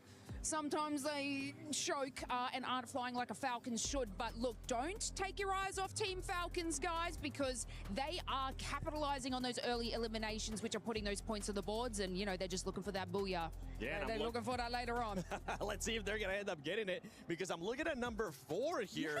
GunDynasty. I mean, 32 points, that's not bad either. Yes, GunDynasty, that first game was definitely something. I did not expect them to do so well. I mean, they have been consistently showing amazing strength and courage and the skill to back it up. So I am just at awe at how amazing GunDynasty is performing at the very first game. And sitting at 4th with 22 elimination points surely isn't bad. But I also kind of want to talk about Buriram, AG.AL. It's like they're not fully being themselves. I don't know what is happening actually, Neptune. Yeah, exactly. I mean, from what we've seen in AG.AL and Buriram, they're trying their best to study their opponents just yet. Again, it's some of the teams are in here quite fresh. Yeah. They haven't met them in Southeast Asia or some of the global tournaments that they have.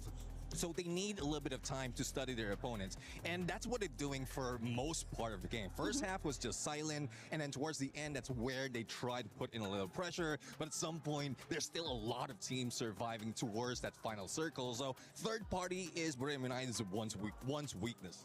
Yeah, I agree, because when I see Buriram United, it's like they're trying so hard to match the Brazil's gameplay, but somehow it bite them back in the process. So it's definitely something that we want to see from Buriram, either from AG.AL. Yeah, and I was talking to Lucifer, actually, one of the casters, that you'll be able to see later on today. And I was asking him about Tag. You guys were mentioning Tag, how they're just currently not performing too. This squad, he was telling me that this squad tends to start slow, but they picked it up on the second day. Now, earlier, let's rewind it back. You were talking about consistency, right? That's not the consistency that we want to see out of these teams. So now that we got 2 matches done today, we got 4 matches left for this Group A. What are your expectations for Tag?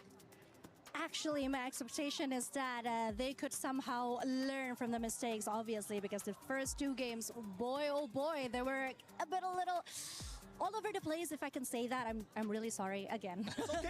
It's our job. It's our job to say that, because I really want them to do well. I mean, obviously they have quite a name, that a reputation they need to upkeep. So this is just something that I feel very sad about seeing from them. I just hope that they can bounce back and do better. Well, we'll have to see though, because judging from that story, if you really need plenty of time, and we're only talking about what 4 days overall, then you'll be lost already at first, and you don't want to be in the bottom two of that leaderboard because true enough, after 2 days, you'll be out. You'll definitely be out. And you know what? I want you, Lace, to put in your coach mentality. Purgatory. If you're looking at VP from Pakistan, I mean, this squad, a lot of people expected them to do well, especially all the crowd from Pakistan. Right now, they're in last place. If you're the coach, what are you going to go over there and tell them? I'm telling you to get a boo freaking yeah. That's what I'm saying. I can tell. What I'm saying. I can tell that there's something Lace really want to tell them, but she can't say it on camera. I gotta be broadcast friendly here, okay? Let me let like the Australian out, please, guys. Let me let it loose. But look, those teams. This is what we talk about when you say, you know, the mental capabilities of these teams. When you sit at that lower of the leaderboard, it is hard to sort of pick it back up and get to those sorts of spots with our AG.AL and even like our GDs and stuff like that. It's going to be a little bit of a trek, but obviously 4 matches. Purgatory's next. Yeah. I heard Neptune say it. This is heaven or hell. So can they maybe get the heaven in Purgatory? Okay, Purgatory coming up. What are we expecting, Neptune? I'm hoping for a skewed flight path and a rough circle. Sorry for the teams out there. I know you want to get it easy right now, but just like Aurora. Yeah, I should be asking for the other one, for the reverse, because what I did to Aurora right there was just definitely jinxed them. I'll give you a chance to redeem yourself, okay? We got 2 more matches coming up before you probably end up seeing us. Overall, 4 more matches here for Group A. Would you like to change? Okay, so speaking of preparation for you, really? Would you like to curse any other team, sir? Actually, I don't want to curse any teams anymore because it's very getting very dangerous right now. Like this is a big stage, and if I'm being blamed of them not getting into the next stage, so I don't know. But I'm still cheering on for Aurora. Hopefully this time it's just a first game jinx, and then the rest will be quite well, because even in game 2, like we've seen them perform well. So first day jitters or first game jitters, that's what they might have felt. But yeah, let's see if they can get that booyah. That's exactly what I see you smiling on it. She's like, yeah, I mean, talking about the first day is always unpredictable, right? Because of the jitters, the nervousness, the pressure that they have. But yeah, going into the 3rd and the 4th game, I think a lot of things needed to change. And Purgatory is actually a map that is a little forgiving on that. It's a great place for a reset. So I'm just so excited to see what the teams are going to bring. And we have seen some of the other squads, right? Especially going back to the first game, AG. AG did great. I mean, this is one squad that you guys were picking as a surprise to be able to do good here. Boy, did they surprise us in the first game. Yeah, one thing that personality of AG is trying to keep away from all those engagement. Yeah. If they can bathe onto like outside of the circle on the 3rd, 4th phase of that map, then they will do so. And even with a team booster that we have, the out of zone buff that is available, say they will be able to soak up in there, just get their position, because do really need that time to get information as a sniper of the squad, and also the launch pad. That's the angle that we need to take right there was just difficult, especially if you have 7 or 6 or 7 teams remaining on 4th to 5th phase of the circle. So what you're saying, we're seeing AG.AL probably follow their same format coming out of match 1, because they did land uncontested in like our first map, and then they, GD that we saw, who is just an absolute heavy hitter, they were kind of like sneaking on down to AG, and AG.AL's like, no, we need a little bit of space. So that's what you're saying. Match number 3, they're going to need their space, and then that's where they fly. Okay, you know what? You got lucky, because I was going to have you pick a team, and I was going to see if you would end up cursing a team, but I'm being told Game 3 is ready, so why not? Let's send it to AJ and Tash, and maybe they'll be willing to curse a team or encourage them. Thanks, Seven. You know what? I don't think we're going to be cursing any squads. In fact, we are going to be blessing them with a little bit of extra luck out there. You know, in the first 2 games, we did see consistency from the reigning defending champions, EVOS Divine, as well as Brazilian squad LYON. But there are a couple of teams down at the bottom. I'm hoping to see more from this time round. I think that the panel called them out earlier. Tag, Team Apex Gaming, the Indian squad has hasn't really been having a smooth run out there. But Purgatory is a huge map. Tons of compounds out there. You can play avoidance of majority of these initial engagements, and this could just be the kind of break the tag needs, but that is going to be purely dependent on if or not they're going to be able to avoid the early hot drops. Yeah, I really want to also say that some teams take a while to really heat up, right? Yeah. Especially since today and tomorrow, they have a little bit of a leeway, just really find their footing. I think, you know, like what Conchita said, they're nervous, they're a little bit more, I would say, pressured. But now as you go to third map, now things should just ease up. Absolutely. And again, Team Apex Gaming in a little bit of a pickle. They've got two monsters right beside them. One from LATAM. GunDynasty has been cooking the squads that they come across in the early parts of the game so far. They've got the Dinoculus used up already, scanning out multiple players. Falcons scanning the area as well. On fire and Racha just at the perimeter looking to play third party. And perhaps this is that one big blessing that Team Apex Gaming is going to get from this equation. Maybe having Falcons a little bit closer to GunDynasty will give them an advantage to survive this initial battle. Yeah, Dio already brought back into the game quickly. Shoto barely alive. Tags out? Live, yeah. Oh, man. How? How in the world did we lose Titan Esports Club before even hopping on into the game here? Unbelievable. 19 points, and they do not have anything from this game. But GunDynasty, on the other hand, they're going to go in here for the annihilation. But now punishing KD God and the super survivor, super reviver of the GunDynasty squad, looking for more. Well, Miss Shoto, who cracks it on in with the Valiant dash, catching up with him, taking Banel out with the Max 7. Yeah, and he was the guy that's, you know, responsible to bring the team back into the game, and now he has to be brought in here. Now, Tag has an idea where exactly everyone is. EVOS decides to join in on the fight as well. Still waiting in the wings for the right, I think, opening, just really join in, but now on fire, finding Wolvin already, and this offensive by Rasha could be nasty for the Falcons players. Team Apex Gaming, all the blessings in the world. See, I told you, panel, we were going to bless them, not curse them.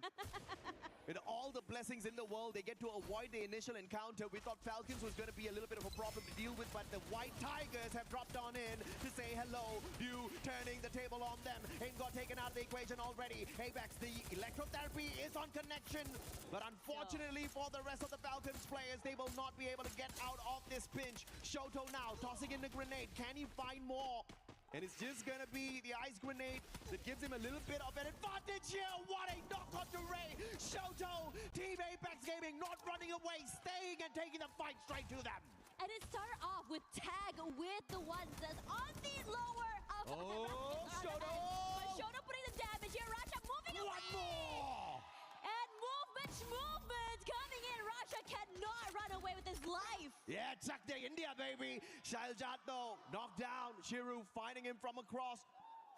Can they get more? GunDynasty trying to take a little bit of a revenge here onto Team Apex Gaming. Two players out of the equation already, but on the other side of things, TEC, it was the battle up against Paradox earlier, and Windy did a number on them, connected with the electrotherapy, was down, almost taken out, but he got the triple on them to knock them out of the lobby early.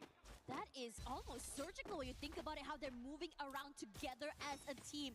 Meanwhile, Tag already on 6 eliminations here. Wolvin's now back into the game. All eyes are on GD here, as Falcons as well is in trouble. There we go, Pina now out.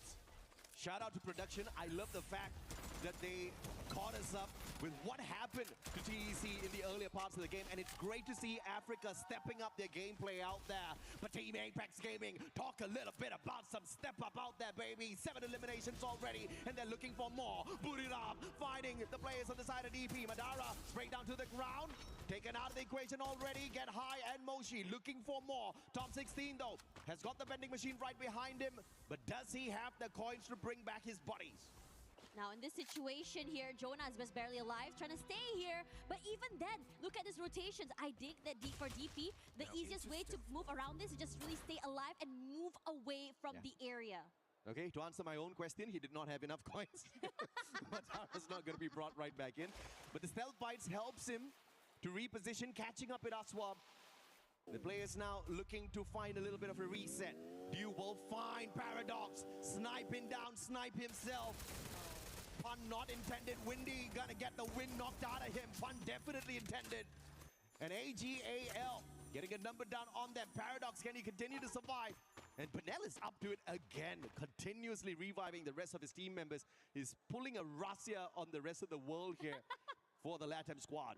You know, I really am curious, like, toward the end of this tournament, how many Benel would have, you know, revived, and would it be a world record to see how many he would be able to do so? Now, the rest of GD also back into the game as well. Look at this middle side of the map here. That's like, what, 4 teams hanging around there? Buriram United, PDX, Aurora, even DRS somewhere close by, DP, AG.AL. It's a cluster of fights. Man, Azrael, wrong move there, but that was desperation for sure. Up against 2 players. Jumped on into the vehicle, but the VSK snaps him right out of it.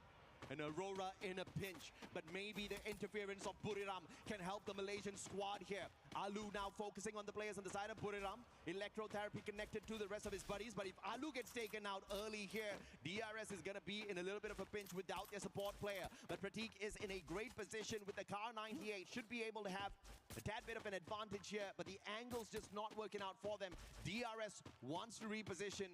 And thankfully, Buriram is actually not going in for the hunt. They're looking to reposition and find a safer haven for themselves instead.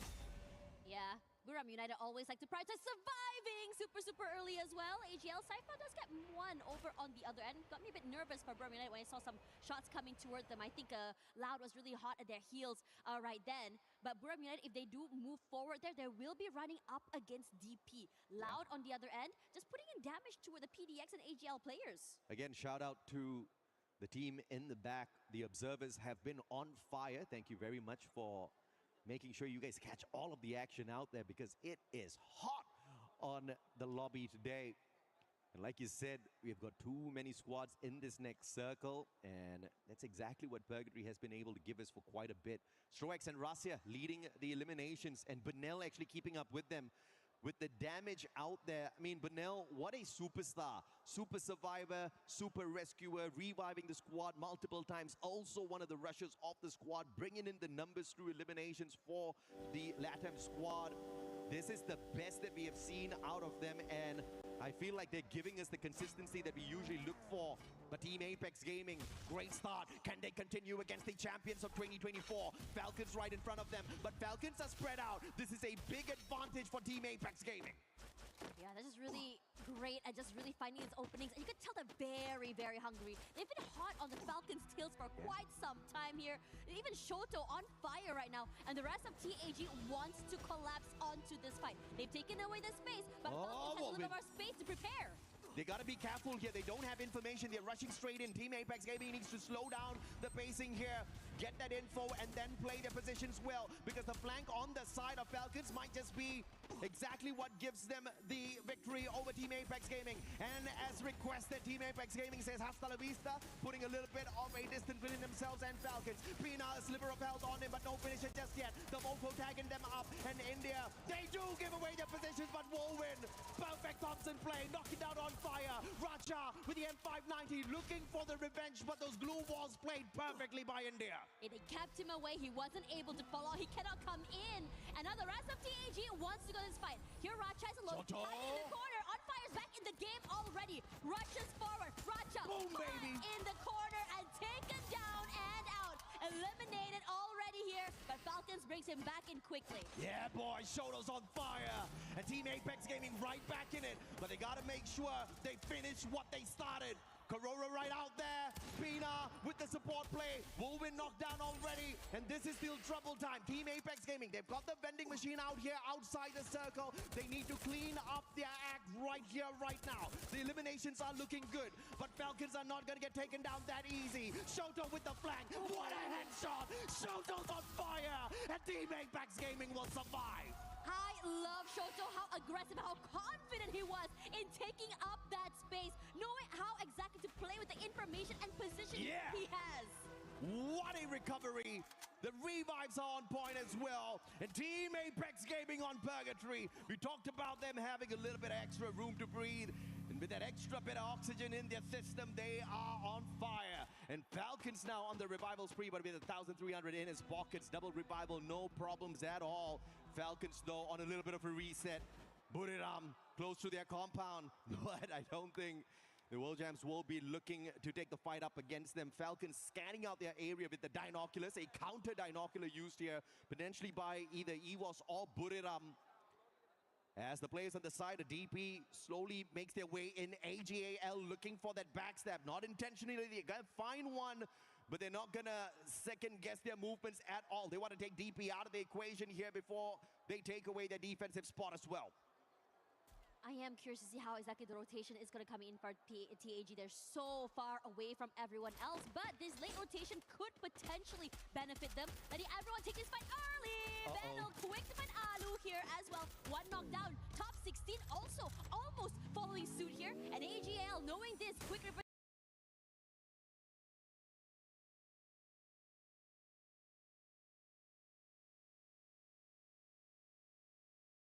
forward, and DRS Takuri now knocked down. Oh, GunDynasty coming across DRS. Wrong timing here for the Rail Soldiers! But Pratik and Stroex turning things around. And 590 takes down our swap. And this is AG.AL interfering. Perfect timing. And DRS in a little bit of a pickle. Stroex, can you get away? Even if you do, can you get enough coins to play recovery? All alone now for the side of the Rail Soldiers. And GunDynasty run for sure. Just really waiting things out right now. Kiroro is here with Falcons. They have like a nice, I think, off angle to play with, but not even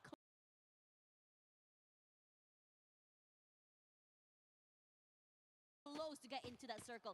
You have to take this fight against EVOS, which is going to be so annoying. Even Stroex, look how far back he has to move away from the area just to survive. A little bit of a slower pace. And scanning out 4 players on the side of EVOS as well. Good Dinocular once again from the side of Falcons. But what can you do with that extra bit of information? You can't flank around too far off to the left and tank a lot of the damage, putting yourself out in the open. So Falcons are going to actually go in for a direct approach here.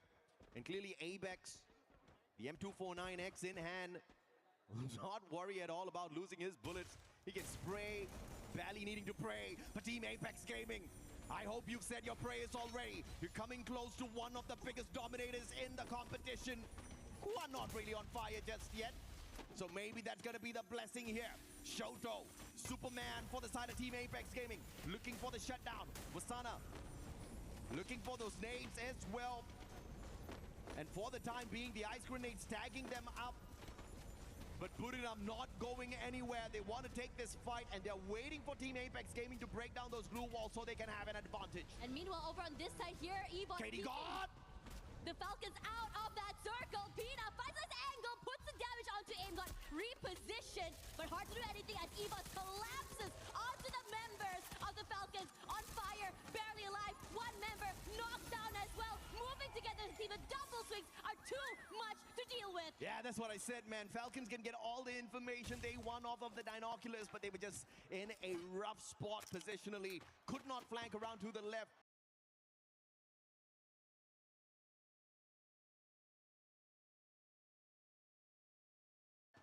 EVOS would have sniped them out of the waters instantaneously, had to take a straightforward fight because of the damage of the circle, and EVOS just had the better position. The Rail Soldiers, on the other hand, there's nowhere else to go. GunDynasty still alive and kicking with the 2 players. No revives possible for them, but they're now trying to play the placement points. AimGod looking for the reposition. Rasya tagged up already. Stroex single-handedly trying to take down as many players as possible from the side of EVOS, but the jig is up. The moment GunDynasty closes in on him, DRS might just be that extra point that GunDynasty needs. Here comes Ray as well. Stroex taking a lot of damage already hanging in this corner. He's stuck here. Either you go down to the zone or you go out in the open and you crunch between 2 different teams. But he's not going to stop trying though. He spots Rasha, goes a bit too wide, and the rest of EVOS, they're just going to wait for him to come out in the open. Yeah, he's got the mini launcher on his side. He can quickly reposition, but potential to be sniped out of the air is high here. Now the zone's going to catch up with him as well. He's probably not running the team boosters. And he's going to sustain a ton of damage off of that, but still playing it safe. One with Mother Nature, finding some cover right behind the tree. And this is so much the tree can do for you, buddy. The grenades are going to find the tags onto him, forcing him to use those medkits as well. One great wall, keeping the players of AG.AL and Buriram far away from each other. And the engagement between these two titans will not break out just yet.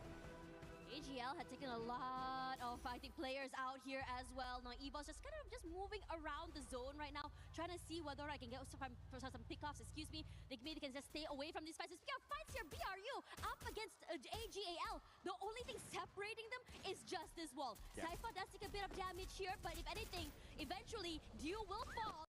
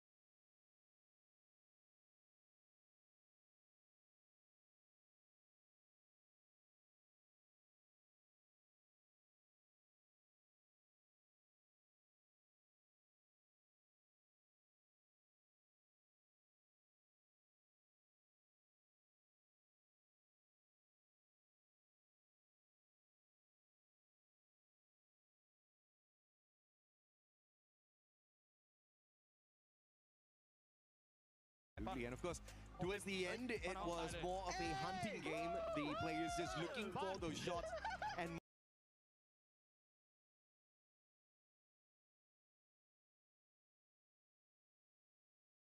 Moshi, as the sniper of the squad, just not holding back at all, right? Just taking the fight straight up to them. The M82B got a little bit of a bump recently on the OB update, and these guys are not doubting it at all in terms of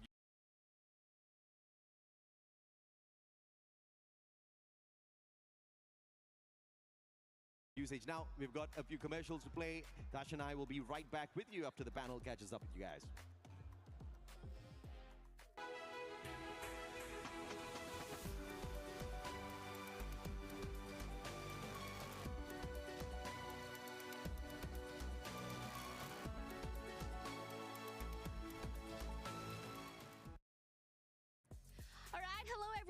Yuso, and we are live in Paris here in EWC26 Free Fire stage. And right next to me, we have our two co-streamers who are so popular in Vietnam.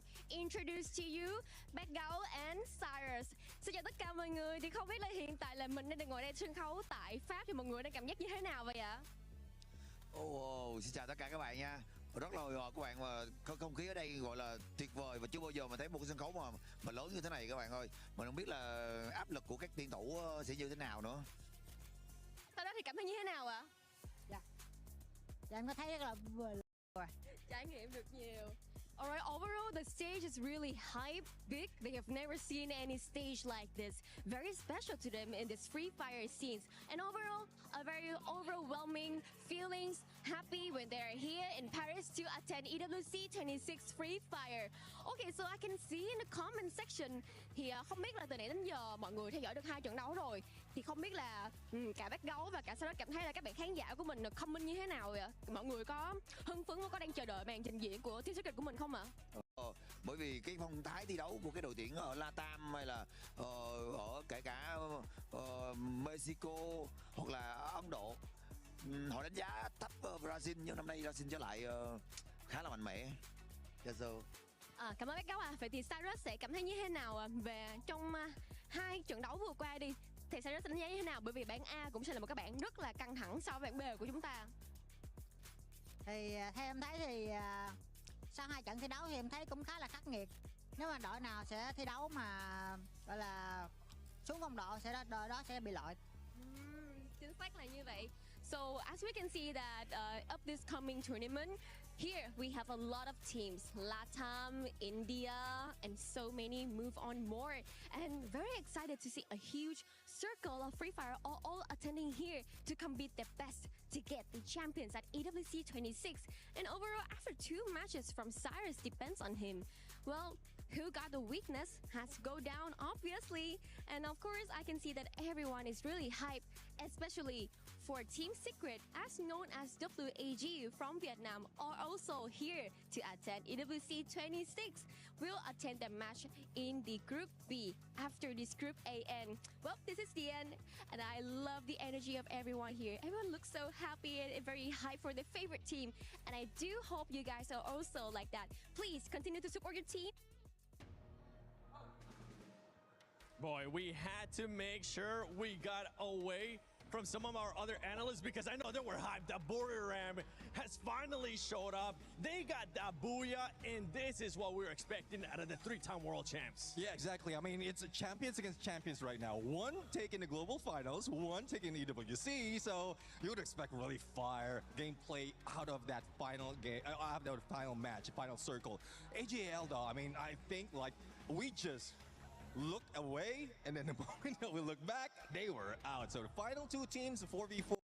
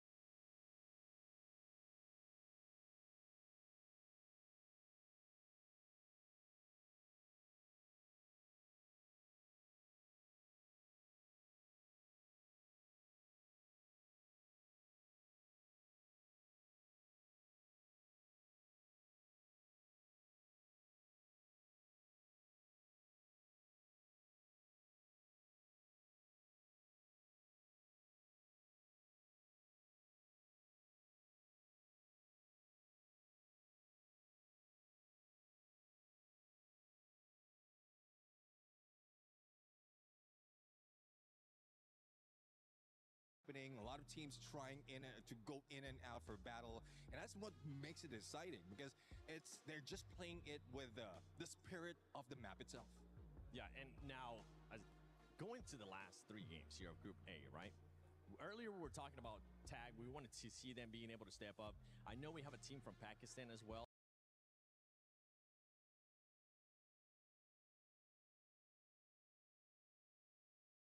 That, I mean, we want them to see step it up because they just have such a passionate fan base back at home. I want you to tell me a team that you're going to be looking at, especially this next 3 matches, to either continue to be consistent the way they have been, or that you might see some fluctuation on their performances. Yeah, I mean, I want to see Paradox Gaming. Currently, they're the bottom of the leaderboard right now, but at some point, we've seen the aggression as well from their regional. So it's something that they can bring to the table a little bit early this time instead of waiting for the second day. And also, some of the consistency that we've seen from DRS Gaming, because the Real Soldiers Gaming is one of those that we didn't expect really show up the first time in EWC, first time in global in terms of a Free Fire competitive scene, and they're really doing well. I don't know if this is the full extent of their performance or they're just still biding and waiting for the opportunity to bring the fire on. I mean, they just got to put themselves in that position where they can actually just claw at that booyah like Buriram United Esports was able to do on that last one. Wasana was one of the players that I know Conchita really wanted to see them being able to step up in their performance and actually perform for their squad. Is there any player or any 2 players that in the next 3 matches you're going to be keeping a close eye on because you want them to impact the game in a positive way for their team? Yeah, one thing I'm really looking at, especially if Wasana is involved, you have Get High in there. Get High with a combination of Wasana would be really aggressive on their tip-top shape. And also Moshi in there, like staying in the back lines. Depending on the map, though, if we go into a map wherein it's like favoring the snipers, we might see Moshi and Jonah pull away, try double sniper, or just get information in the early parts of the game, and then just leave the opportunity for Wasana as well as Get High to go for those elimination. And one signature that I keep seeing from Buriram United is once they get that knock, they pull out the launch pad and jump straight into the battle. We have a lot of viewers that might be watching Free Fire for their first time. If you are one of those viewers, please let us know on social media. Use that hashtag EWC. Use that hashtag EWC26. I want you to explain to the new viewers that are watching Free Fire for the first time about that launch pad, because I absolutely love it, as we're just being absolutely sidetracked here by a dancing... Is that a dancing bull or a dancing cow? A dancing bull. And I love the energy. Yes. I really love the energy on the stage right now. And that Fluxo? I can't tell. Yeah, it is. It is, right? I'm like, I have glasses on and I can't tell if it's like, you guys playing like three more games, okay? Your group is gonna be coming up. Hopefully you guys brought the drums, you brought that Brazilian energy, because we've seen it so far with Loud, but I know once we go into Group B, we wanna see Fluxo bring it. Oh yeah, I mean, great potential for the team right now. And a great revenge storyline coming from them, because from what we've said, from what we've seen as well, there's a lot of disappointing run, and it was caused by these couple of champions that we have in front of us right now. So I love to see it. It's a good thing as well, it's a very different group, because they won't have to meet them on the get-go. They're just waiting to see each other on the finals or survival, which honestly, if you're EVOS, if you're Buriram, it's not going to be looking like you're going to be going to survival. If they keep playing like this, consistency, you might as well just put it in their middle name, because these squads have been very consistent. But I think it's time we start the second half of Group A. Let's send it over to AJ Tash Bunny. Honestly, insane seeing what's going on ground. We have so many people here. We have mascots on the ground as well. And we're already halfway through the first group. Absolutely. I mean, at the end of the day, I'm very sure that the fans out there are excited to see their teams perform out here on the battles.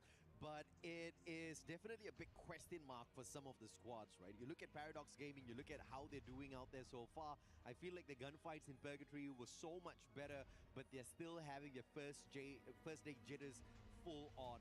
I want to see a little bit of an improvement, we head on into this game number 4?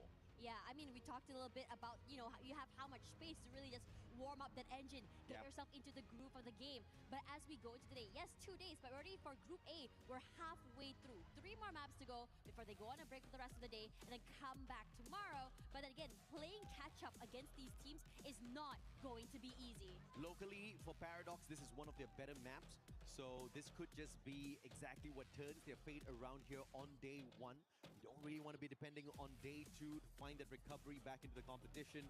And you sure as hell don't want to be at the bottom 2 spots, because that is straight up relegation tomorrow if that is where you're going to end the day on. But as we head on into game number 4, it's time for some Next Terra. Next Terra is interesting. There's just so many different bits and bobs parts of this maps. Oh, how he's gonna go. And on top of that as well, we are still seeing, I think, somewhat of a hot drop here.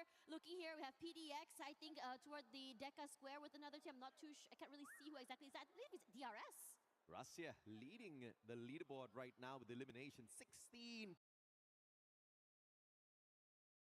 But the Wonder Kid, still the Wonder Kid. And I think nobody else is going to be taking away the title from him. No one else has shown the kind of determination, the kind of hunger, as well as the performance that Russia has shown us ever since he's to do exactly that as they play a little bit of Clash Squad up against Falcons. There's a lot of things going on over there as well. You see On Fire reposition himself a little bit more further forward, keeping his head down here because there's a lot of pressure that they're putting onto him as well. His teammates aren't super close as well. So if anything, he's just buying a bit of time, but his teammates, I think, shouldn't be a problem to bring him back into the game if he does go down fairly early. But if anything, the best case scenario for Falcons, well, you steal away 1 more kill before you get knocked down here. But BCP is tracking him right now. Yeah, absolutely. And I guess it's not a full-on Clash Squad battle because Falcons, most of them out of this Rushdown area. The rotations are coming on through, and it looks like Loud wants that big flank to find the extra point off of the Falcon player. We'll catch up with them later on as Buriram spots out Demon's Pride, top 16, about to be tagged up. Jonah has got the M24 in hand, just no angles to work off of it just yet. GunDynasty, on the other hand, with a very early reset, at least pulling back 1 player back in here, and with a phenomenal flank. On Fire finally taken out of position there. AG.AL, 1 player down on the ground. The battle between them and GunDynasty does not end well here for GunDynasty. The recovery definitely needed once again, and Benel is on the case. Yeah, in this situation here in AG.AL, they've always been so proactive with these early fights as well. Already 5 eliminations here. Saifa once more. Rahat is on the other end waiting as TEC already in such a precarious position, but his teammates able to be brought back into the game, but Nejat goes down to PDX. Oh, Team Apex Gaming. Extra point for them, baby, if they can pick this up. Thrill of Battle popped perfectly, and a timely Thrill of Battle leads to Wolven picking up that extra point. But here comes Demon's Pride. They want the fight. They take this jump straight to the vending machine. Instant revival, but Madara sacrifices himself for that pick. Jazzy comes in for the save, picking up his buddy. No extra revivals needed. TAG, Team Apex Gaming, didn't finish those players off just yet. Catch a quick replay here in the middle of a very important battle for Team Apex Gaming. But it looks like they'll call for a little bit of a truce for the time being. Yeah, just now, I think a lot of things are going on in that situation. I think they got cornered, if you ask me. Now, as we look at the main fight that's currently going here, TAG is still chasing the heck out of GP. Have Jazzy already knocked down as well. And I have to say, TAG doing a great job just cornering their prey, making sure that they can't reposition. Almost got a little bit messy there. And obviously, the recovery was going to be important, and that's exactly what Team Apex Gaming finds for themselves. Buriram, I saw a player step into the compound of the Indian squad just moments ago, and as I say that, Wolven takes him right off the board. GunDynasty is there though, and it looks like Buriram's taking a full-on fight up against the Indian squad. Team Apex Gaming might be in a little bit of a trouble here. Katie God brings Wolven right back in off screen, and Loud spotting out GunDynasty, who is looking for the recovery in this game. I don't know if or not they're ready for the battle. 1 player from the side of TEC is going to be stuck in this compound as well. It's going to get messy for them if they can't find the recovery for themselves. UAV is out as well. Should give away the position. Waka tried to get that. I think he tried to just jump and see if he can get some info, but he got tagged. If anything, in this situation here, Kutush might be in trouble next. And I have to say, Ben.L doing a great job of marking every single enemy around the area. Nothing gets away from this guy. Yeah, absolutely. They play the Moko really well. And he had the M82B and the SKS as well. Great attention from that long range and the advantage taken. And Katie God keeping the Indian squad still in the game with the double revive. Buriram trickled in one after the other, finding Team Apex Gaming. But the Indian squad could not take these giants out. Three-time world champs for a good reason. They're just ramping up very slowly here, not showing their aggressive side just yet, Buriram. You can see how active the map is right now. Loud's getting a few pickoffs as well. I'm sure DRS as well, while everything has been going on here. In this situation, I think... No, Katie God, just a wrong spot. Ran straight in at Buriram. No binoculars, no extra information out in the open. Just got spent. And now Falcons finding the players of GunDynasty. GunDynasty's just had a rough run in this lobby this time round. Nextera's just not their place. Limit will find one from afar. David 444 found as well. The players of GunDynasty flanked all around, and it's the Falcons swooping on in. The birds of prey looking for a meal. And GunDynasty is just that Phil. Yeah, and Shairu is stuck outside the zone as well. What are you going to do here? You have to find a different way into the area. And Falcons wants, they desperately really want that one extra point. It almost feels like they just are playing with a vengeance. Now, in this situation here, GD looking good with 6 points already. Shairu still managing to stay alive. And right now, if we were to look at the leaderboard here, EVOS has looking really good right now. They have a huge lead compared to the rest of the teams. And in terms of, I would say, positioning right now, they're looking, I think, fairly alive. If anything, throughout the entirety of this day, EVOS has been doing well in terms of positioning, in terms of looking for pickoffs, in terms of looking for fights as well. And I don't think this is going to change anytime soon. Of course, Nextera has always given us a lot of eliminations thanks to the number of vending machines, compounds that you can use for cover, not having to use up all of your glue walls too early in the matchup. And we're going to see quite a number of survivors again. As I say that, the Rail Soldiers pulling in a double revive. Yet again, extra coins. Takuri making sure he brings back the 2 revives first. So great strategy played by him before he got caught out there. Unfortunate that he could not go in for that final revive. So 2 players down for the side of DRS once again. AG.AL is really scary. If you think you managed to shake them off, they just really a false sense of security before finally being taken out. He's done his due diligence though. He brought his teammates back into the game, and I think bringing them back into the game poses a big threat to so. Falcons was, you could see just now they were really looking for Jazzy. He's still very much alive, but they have to be very, very aware that Loud is close by somewhere in the wing. So this could potentially be a 2-way fight. It's looking really good right now. Rough run for Demon's Pride. Yeah, Pride definitely taking a hit here on day 1. Still down at the very bottom of our leaderboard with just 10 points to their side. David 444 down on the ground. Instant pickup there, and the recovery is solid for GunDynasty. But they have been challenged all throughout this lobby. The only luck they have now is they're dealing with DRS, and they've got the numbers advantage in this battle as well. Just really trying to find this bounty as well as really settle it down as well as Alu tries to put a little bit of space away from GD. If he's able to maybe isolate this fight, buy a bit of time, so Stroix will be able to give him a bit of, I would think, support. That'll be really good. Now, the Falcons finally ran toe-to-toe against Loud. BZP forced to move away here as the Falcons finally rally back. They have a nice high ground to play with. Over on the other side here, gonna cook up that nade, throw it forward, but I'm gonna think it's gonna be going a little bit too wide as BZP is just so quick on that reposition. Yeah, that was a blind nade there. No Moko for the advantage. Good time turner for BZP. Has got the double barrel, but the Valiant dash is bursting through him. Extra bit of confidence off of the electrotherapy that Cassie provided them. Limit those straight down to the ground. Recovery is not going to be impossible here, but they're going up against one of the best Brazilian squads. Loud can shut them down, and that's exactly what Nyx does. M10-14 perfection on fire taken down. Karoro shut down as well. Loud making a lot of noise, but Pina's there for the save. But the pickups have to be the focus here. And Falcons surviving this one. Guaca too far away to back up the rest of his brothers, and Falcons will survive because of that. I am loving the fact that Falcons really doubled down on this, and then Dedrick as well just stuck in the corner, trying his best to survive. But Buriram United, they're saying no. So as much as you want to survive, it's not going to happen. We will dig you out of that hole if we have to. Gets one more point to their name, and now they're going to go and find a different way into the area. This mid-side area in terms of rotations here, southern side, EVOS has control of this area. Toward the western side, you have PDX is sort of moving around the area. Northern side, Aurora, but middle side here, you have, I think, GD and AG.AL forward, and TAG just busting forward, looking for this fight eagerly. Just with that game 3, Buriram has jumped into the top 3 already. Now you see the Moko tagging up the players on the side of Team Apex Gaming. This is a little bit of a pinch. AG.AL focus fire, but Team Apex Gaming very smartly repositioning, just staying away from the crosshairs of both AG.AL as well as GunDynasty. A sticky situation here for the Indian squad for sure.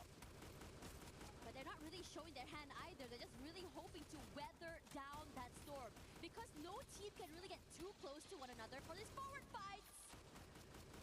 Pina, somewhere along the lines there, does find Sturwax eventually. Alu running forward. They're almost taking down on fire, but regardless of that, would have been traded. So now the blue zone comes through here. Kiroro should be brought back into the game, as Loud is slowly trying to recalibrate themselves.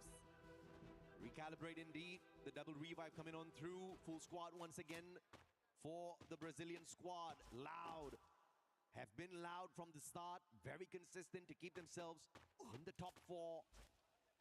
But they have to make sure they play a little bit of recovery here. And Nyx is going to have his foot shot off. A-Backs with a sharp shot from afar. AC80 perfection once again. And yet again, the Brazilian squad on the back foot. This is just not their lobby. Recovery seems to be really difficult. And that's exactly what Nextera is. Lots of spots to hide away at. And we have got a ton of squads. So many players still alive and kicking as we approach the 12 minutes. Yeah, Alu is not going to be able to hit the ground there. Gonna just get knocked down so quickly. His teammate did try to give a bit of pressure there onto Buriram United. Not happening though. You know, like you mentioned, Moshi just so superb on the snipers. Oh yeah. Buriram showing that, yes, we were ramping it up slow, but nothing impossible for us to catch up with. Russia though, right below the bridge like a troll, up against Falcons, but gonna get caught all alone here. On fire, making the rotation. Russia, can you survive this one? What kind of trickery will you show us? It's GunDynasty that takes advantage of that chaos! And the follow-up is solid. EVOS with the revenge. The players on the side of Paradox taking advantage of the situation as well. Then Reek is going to get picked right back up. And Falcons off of that rotation put themselves under the bridge, losing 2 players in that sequence. In this situation, EVOS as well, trying to take away this positioning coming in from Aurora, but cannot able to come close to them at all. And EVOS is very, very patient here, trying to find an opening, an angle, anything, but also aware that Loud is close by. One moment your head is out there in the open, it's going to be instantly popped, and that's how it is for both of these teams here. And it's sort of a momentary stalemate between these 3 teams. You have to worry about PDX as well. You also see that they're trying to rush away from the area as On Fire tries to put in the damage. See if Not On Fire can get this catch up here. Quickly repositioning right under the robo. And it gives them a little bit of cover for the time being. The launch pad, I think they were looking for a little bit of a higher angle as DRS Gaming gets taken out of the equation. Locked down by the thrill of battle. And Falcons needs to quickly reposition. They do not want to get stuck in a fight without their active skills. Riptide Rhythm from afar. EVOS will play some shots, but it's Aurora that takes the advantage with that shot. The Malaysian squad slowly seeking their way back in here. Locked down once again by the thrill of battle. Potentially out of the Brazilian squad this time round. Grenade, what a tight angle, played perfectly there. But Loud up against EVOS, that's going to be the appointment that they have to go through first before catching up with the Malaysians. This is insane high-stakes fights as well. Just fighting for this real estate property. Saifa gets knocked down somewhere in the corner here as EVOS still saves their lives by just hunkering down in the corner and and waiting out the initial onslaught. You can see Trap barely alive already, taking out so much damage. Gets a top up here, trying to break into the building. And somewhere in the corner, Team Apex Gaming does already get eliminated here. Loud waiting patiently on the outer side here. Like it or not, EVOS and Aurora are gonna have to vacate the premises. Now the glue wall's been, I think, destroyed. They're coming into the area. EVOS forced to move back as well. A smart reposition here by Loud. Put a great distance between themselves and the chaos that they almost encountered between EVOS and Aurora. Now leaving the battle between the Malaysian and the Indonesian squad. And the shots from afar, AG.AL putting the pressure onto both Aurora and EVOS. Riptide Rhythm breaking down the defenses. Azrael sneaky, but he saw the Riptide Rhythm and quickly stepped away from the window. Ray, on the other hand, not doing that. AG.AL getting a couple of tags in. Aimgot, the Moko tagging him up already. And it looks like he will sneak away. Ray, on the other hand, will not get the pleasure of doing so. Axel's gonna get caught out. Riptide Rhythm again putting on so much of pressure, taking advantage of this tight little compound. And Aurora again will get snuffed out early. You is doing great, just really catching people in the mid of the rotations as well. Now EVOS only Aimgot is alive, gonna hunker down the corner as Loud is gonna work their magic onto GD. Aimgot rushing through, but for the other side there, it's gonna be a massive Nyx and Trap doing a lot of magic, but GD pressuring them, and AG.AL also wants to join in on that fight. GD rushing forward, and now right in the nick of time, you have AG.AL finding the last possible member from EVOS, not able to survive, so Aimgot down and out. Yeah, that's it for EVOS. AG.AL spotted them out and they were just tracking them all the way through. And now GunDynasty trying to take on the Brazilians, but the interference from the Thai squad. AG.AL long range away and almost no cover at all except their glue walls. This is going to be trouble if a Skylar is in the hands of either GunDynasty or Loud. And they'll quickly take some cover behind the boulder as well as these trees. Great rotation, great defense from the Thai squad.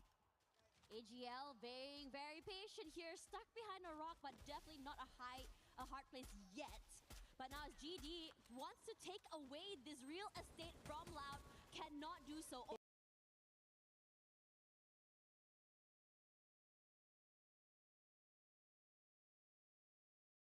Oh, what a nade! Nice damage onto Trap, but no more than that. Beautifully played here by LATAM. Understanding the angles perfectly. Trying to make use of the utilities instead of taking a straightforward fight up against Loud, who do have the positional advantage in that sequence. Shiru, though, caught in hand, looking for the flank, trying to play a little bit of pressure on AG.AL to take AG.AL out of the equation here before they have to deal with Brazil. And AG.AL understands the little bit of a pinch that they are in, trying to close the distance down to take the positional advantage away from GD as the circle forces them closer in. Shiro is just trying to really just come into the area, can go for this backstab. AG.AL does try to collapse forward, but the amount of pressure that Loud is putting on them is incredible. The glue walls are just immediately destroyed. GD cannot come close and come into the compound at all. Dew falls. David, good one onto him as well. And Shiro, his position finally seen, forced to move back here. David putting in that damage to AG.AL. A quick reposition forward, and they are going to collapse. AG.AL cannot move forward. What a beautiful rotation, man. That's perfection out of Thailand, perfection out of AG.AL. But now, how do you deal with this chaos? GunDynasty have been pushed outside. They are at a disadvantage at this point of time. But when the circle starts closing on in, it's going to be trouble. Where will the zone move? Who does it favor? And Trap, what a nade. David taken out, but the time turner is active on their side. They didn't waste it earlier on, and that allows them to pick up their rusher instantly. And it's really good. One more. Cycling! Nice shot and a knockdown coming in from Cypher's skill. Great work coming through here. Loud still has the upper hand advantage in terms of positioning. AG.AL, HP chunking down. The damage comes through, and Loud, all they have to do is just rush forward, and they're completely surrounded from every single angle. And Loud, once again, a booyah! Second booyah of the day for Brazil. And they are not messing around. Got pushed down a tad bit. The performance at Purgatory, not the best. At Solara, it was decent. But this is going to get them right back in contention for the #1 spot for sure. AG.AL definitely going to be in the race for the top 3 here after a back-to-back performance. We saw them pick up a massive number of eliminations off of Purgatory, and they have gotten in towards that final circle here at Nextera with the exact same performance. Great play, I have to say, from both teams. You know what's really impressive about AG.AL? The fact that in the beginning of the game, they're all around the map. We come to them finally after seeing those initial fights. Suddenly like, what? They already have 6 eliminations? Silent but deadly, but definitely loud toward the end as well. It felt like a bait and switch because GD was the one that had a compound, I would say, advantage in the beginning. Yeah, and this was where it all came crumbling down for AG.AL. They went in, they took the house as their defensive compound. What they were not expecting was the play out of GunDynasty. And the play out of GunDynasty wouldn't have been forced if it wasn't for Loud. Loud started tossing those grenades at them. GunDynasty had to make a decision, and the only decision they could make was take the fight up against AG.AL. And they played that perfectly, rushing straight at them. And again, I've always mentioned how David 444 is one of the most lethal rushes out there. And he took the fight straight up against them with the Meg 7, demanding a lot of points in that house, and he got it for their side. But towards the end, it just wasn't enough. AG.AL stood their ground really well with the defense, but they had to lose 2 players in that sequence as well, and Loud with the advantage just walked away with it towards the end. It's not always about the most aggressive. Sometimes it's about who understands the final circle better. Yeah, you have the eliminations. You have to find that I would say, balance, right? Yeah. Between getting to that last few points with those placements, plus also getting those eliminations as well. And AG.AL has, I would say, AG.AL, Loud, Buriram United have really good, I would say, grasp on being able to do all of this coming into the game. I think what's really fun to see as well is just the fact that for AG.AL, they know how to do the bait and switch. They know how to go for zone control. But I have to say that for Loud just now, they were just doubling down on that real estate. They know that they had the height advantage. They know that they can just really kind of keep out GD from their area and force GD and AG.AL to go for that fight. And all they have to do is just clean up house. Yeah, and it's been very impressive to see this Brazilian squad so far, because yes, it wasn't a very aggressive Purgatory game, but if you look at their positioning placement in all 4 games so far has been phenomenal. We're going to take a quick short break now. When we come back, the final 2 games of the day.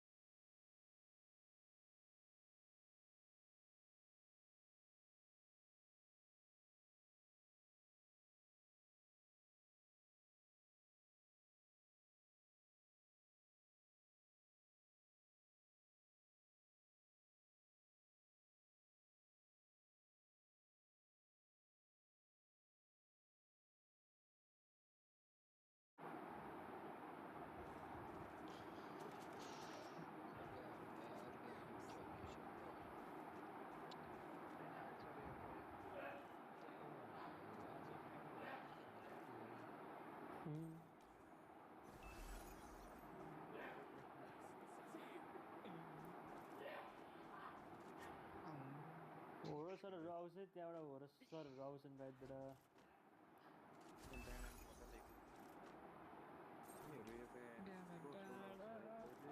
तिनीहरूको फिक्सै हुन्न कहिले उता कहिले यता गर्छ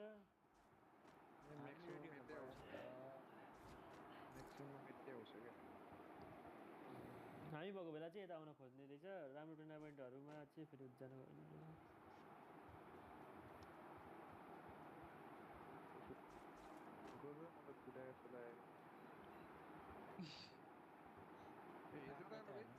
छैन आएको food a छ तँ बोला होइन दाइको टाउकोमा चाहिँ केही बोला होइन मेरो भित्रपट्टि छ त क्यास दिन्छु सिधै घुस्दिनु ल जानु त जानु पर छ क्या अर्को यसको बेला लिइहाल्नु गाडी आयो दाइ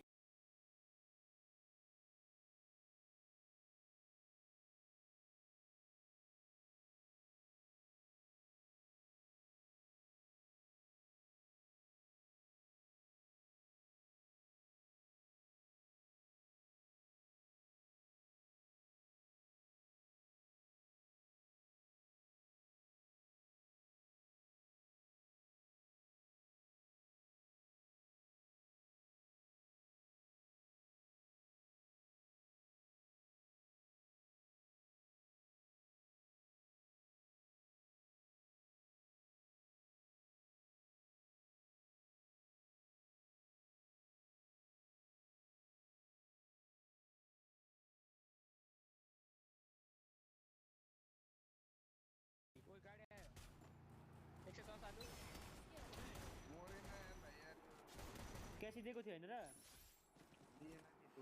यहाँ मेरो मुखमा नि एनिमी थियो क्या त्यहाँ अर्को रिसतिर चाहिँ मलाई फेरि फुटायो बेन्डिङमा थियो एउटा अनि एउटा दुईजना रहेछ तिम्रो बाहिर हो क्या नोक नाइस एउटा बेन्डिङमा छ आकाश मेरोलाई स्ट्रेक बिचमा रहेछ ड्यामेज छ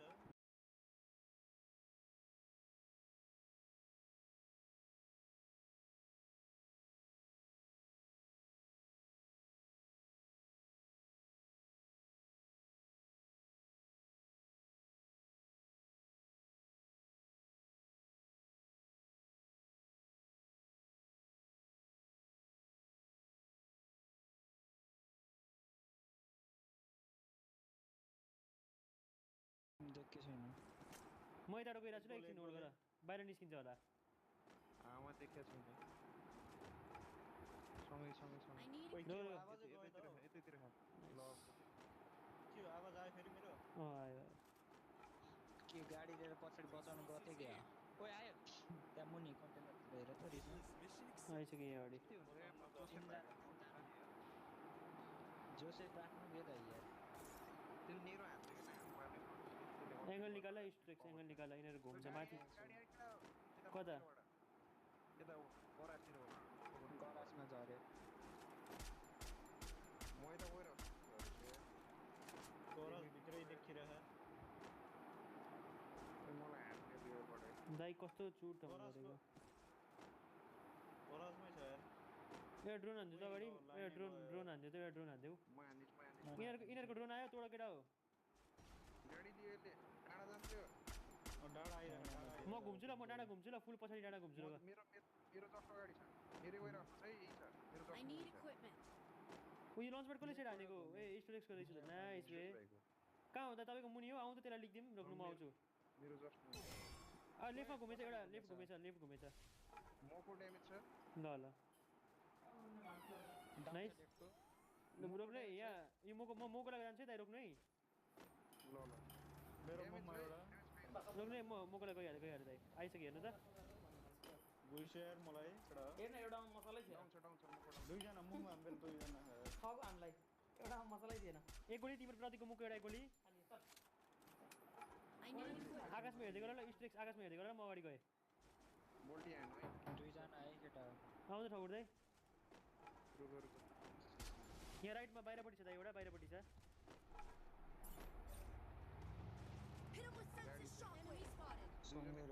ओस्तार छ है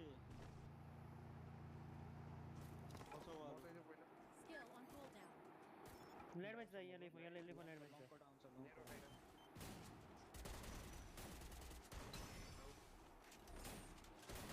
एक गोली नक सुन्यो आउँछ दाइ त्यसलाई त्यो राइटको रुटमा होइन जिप पनि आयो अर्को जिप पनि आयो है ल यहाँ लेफ्टमा अर्को टिम आएछ ए स्क्वाडै आएछ bold हान्देऊ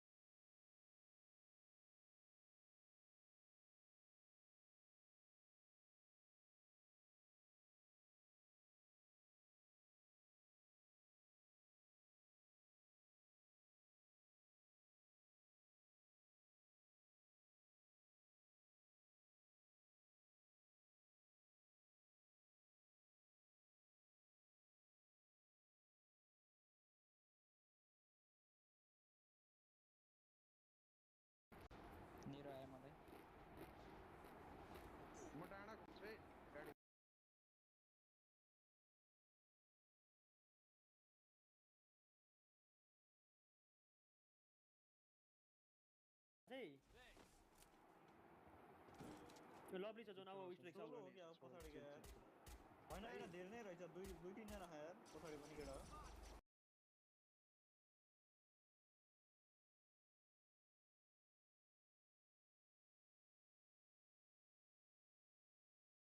They need to wake up. It's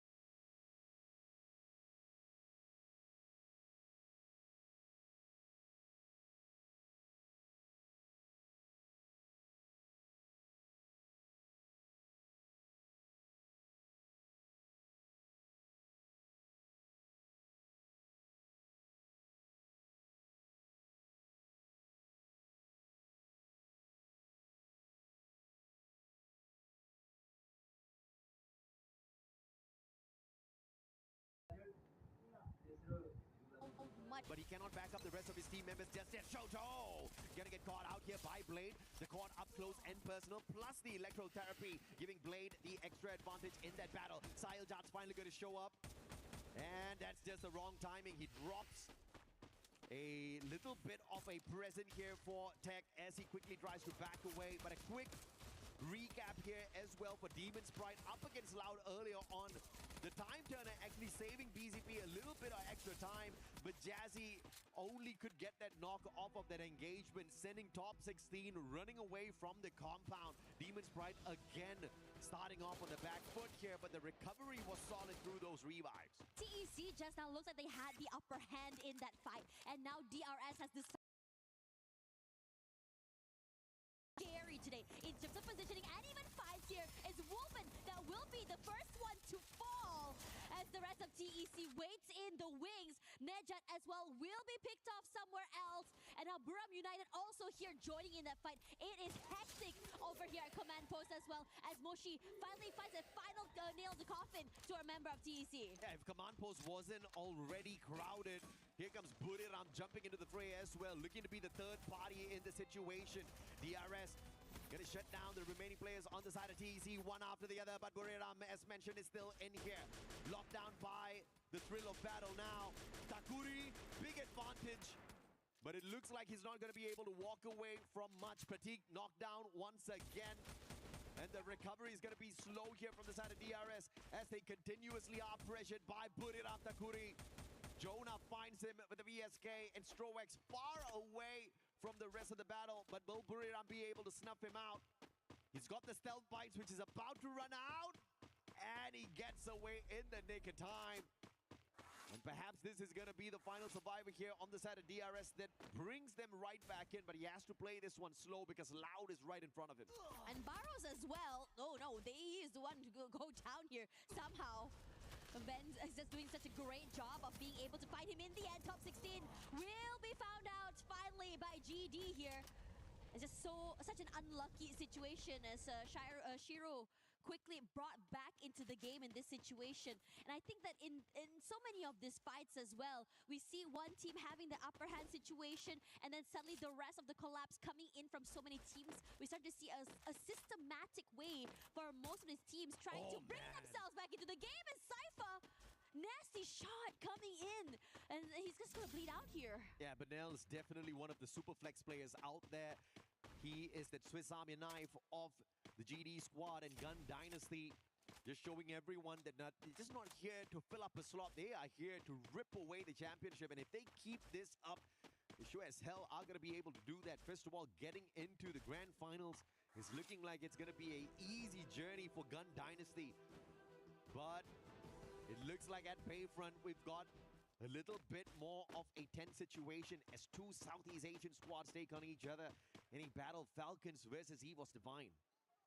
EVOS Divine in this situation, you just gotta wait things out. You just gotta find a window of opportunity to bring your team back into the game. I'm not too sure if AIM-GOD is being marked right now is the question. Because there hasn't really been too much of movement from the rest of the teams as well. Now, you look at TEC, they've come back into the game. It started off really well for them in the early fights, but then the collapse coming in. I think the possibility of third parties today have been incredible for so many teams. We see it happening from so many different angles. And for Falcons, they want to try and check this fight against TAG. A crucial rotation here from AIM-GOD. Tries to revive the squad twice around, but can he get to a vending machine in time? Yeah, it's just really scary right now. You have no clue or idea where exactly anyone can be. And granted, this map is huge. Everyone has a bit of an area. The high grounds are looking good as well. There we go, EVOS back into the game as AIM-GOD finds a way in here. As for the rest of the team, the reposition is going to be incredibly hard. They just take a lot of damage. Benel, oh my gosh, nasty shot coming in from multiple angles. The Swiss Army knife for the team. Not only is he sharp, but also is he diligent. He revives and he kills as well. But Nell, you monster. But now in a 1v1 up against Rahat. Can you get the hit? David and Vega down on the ground already. But Benel looking like he wants to shine on his own in this situation. Doesn't have much of a choice, but Barros shows up in his radar as well. And Benel making the right move here to disengage from that situation. Rahat can deal with Barros, the player from the side of AG.AL. GunDynasty in a little bit of a pickle, and Benel once again dropping back to see if he can save the squad. But the pickups are going to be solid here from Shiru. And with the stealth bites, Benel's going to get out of that sticky situation, keeping GunDynasty definitely in the driver's seat here for the day. Oh yeah, Katie got in trouble. Takes a bit of chip damage, but nothing more than that. The Falcons are hungry and they really, really want these kills.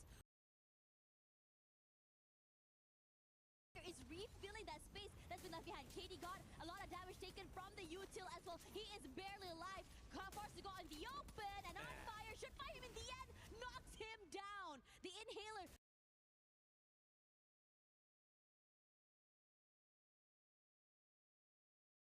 Woven in the sky, but the shots for Kiroro are just nasty. Woven. Opportunity on a stage like this, they will not let it go.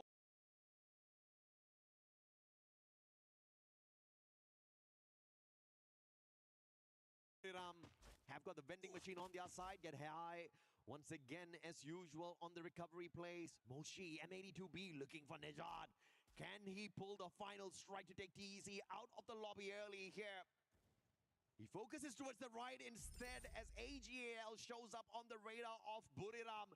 And that is the saving grace for TEC, who managed to pull in at least one revive to stay in play. Yeah, Kutush gets knocked down somewhere in that process as well here. As the Falcons come through, I think there should be fairly clear to go into that until they hit Bayfront, because TAG is waiting there right now. And I have to say, TAG had so many close calls today. Shoto got knocked out, I think, twice already, but they're slippery. Big advantage on the airdrop here. No other teams aiming for it. Falcons get a freebie advantage, rotating towards it, finding nobody there. So great in terms of decision making, as well as a little bit of luck on the side of the EWC24 champs. And it's only Apex in their way as they will try to get into Bayfront in a little. EWC24, or will they get punished in 8, punishing Barros, which means the front line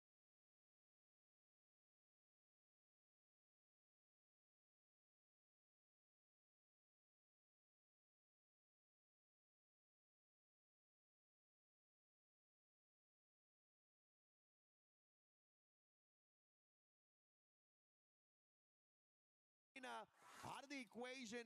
A little bit of an extra advantage for the side of Buriram, and AG.AL does not want to stay and play. They use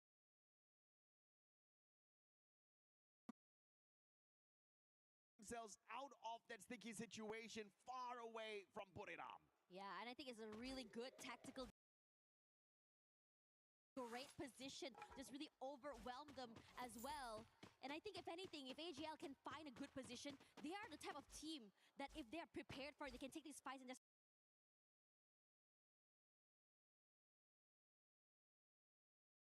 completely dominate so many different areas. Now, Buriram United will follow suit here, coming into the safer zone as well. The southern side underneath the circle is looking scary. Loud is there, EVOS is there, TEC coming through, DP on the wings as well. And it's going to be really nasty. I love where Loud has put himself. Look at this sniper. Buriram United don't know. The trigger discipline there, making sure he doesn't give away his position.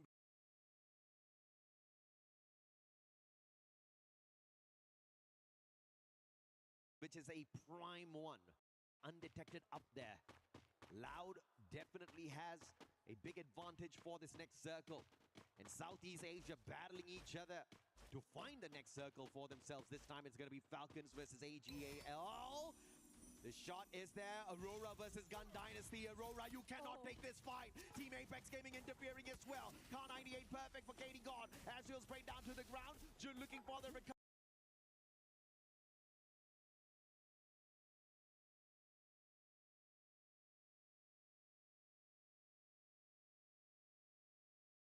Here will be the distraction as he gets clipped down by the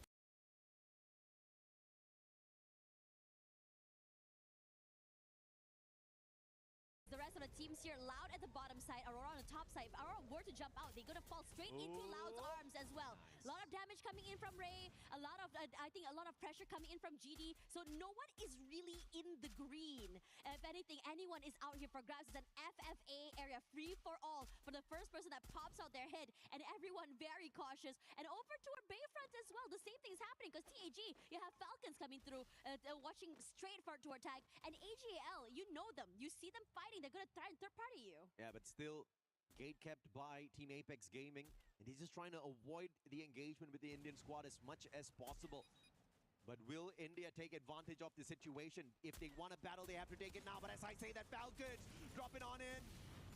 Team Apex Gaming holding their fort strong here. Peanut trying to break down the defenses, finds an opening, and with the Punisher takes down Shoto. A deadly shot, but the follow-up is slow. Team Apex Gaming again, barricading all of those windows, trying to keep Peanut out of their way. And it looks like the players of Gun. Yeah, and it's just really annoying to be dealing with all of this as well. KD got this bit of damage. Even Pina out in the open. Caught! Limit does find one. Wolvin eliminated as well. Oh.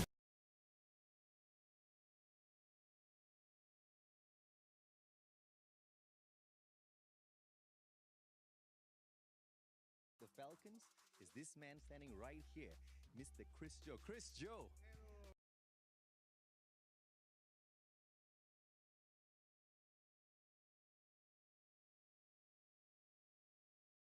How are you, my friend?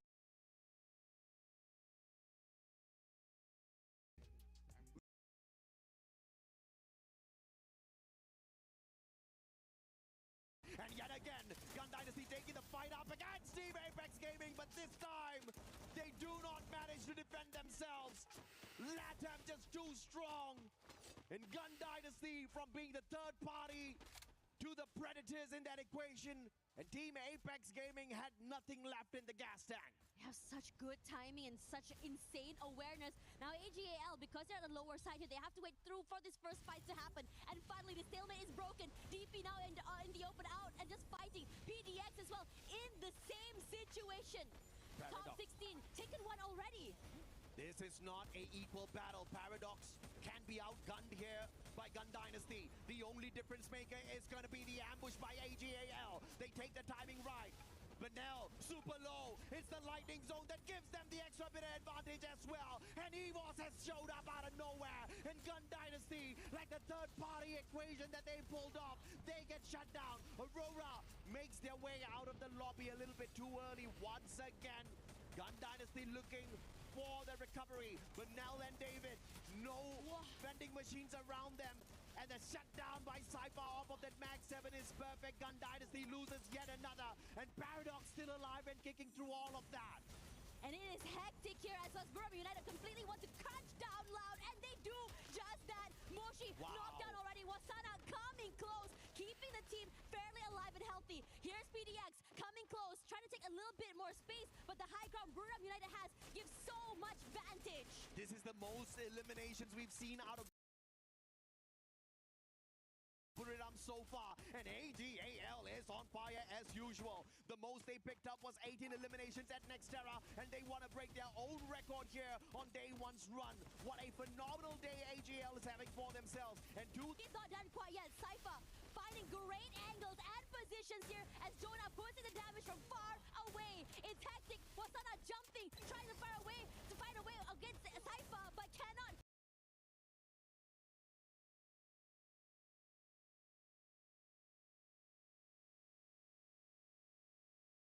Do more than that. The record for eliminations is 18, set by AG Global, but no booyah for them on that match. Buriram, on the other hand, looking to set the record for the day. And now it's a 1v1. The support up against the sniper, and the support player is stealthy on the front lines and deadly with the Mag 7.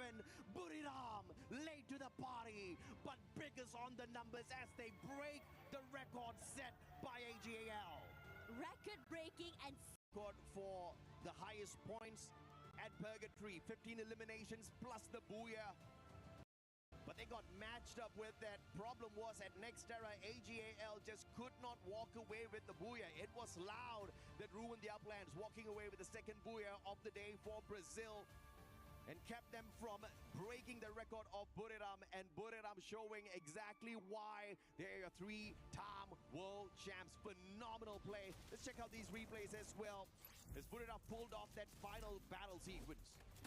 Honestly, I think that what's really exciting about this particular match was not just about Buriram United, but I think it's just more of like how they decided to just really double down in fights. Usually it's a bit more quiet by them early, right? Yeah. But this time around, you can feel like they're just starting to just get into the groove. They're starting to really feel themselves in this fight. Positioning-wise was also really good as well. They had so much control that high ground. I mean, the comms obviously just cool, calm, collected, not panicking in that situation at all.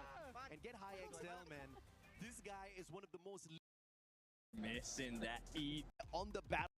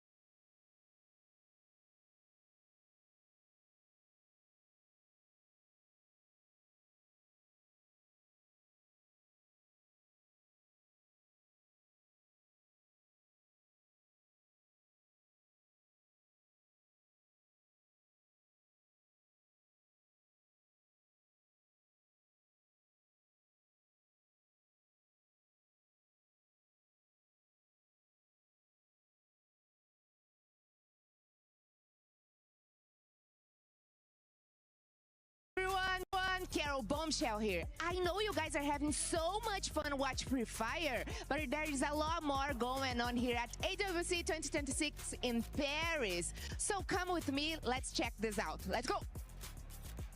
Having to choose your outfit for today? No problem. There's a lot of options here at the official store. T-shirts, hoodies, socks, teddy bears, even hats.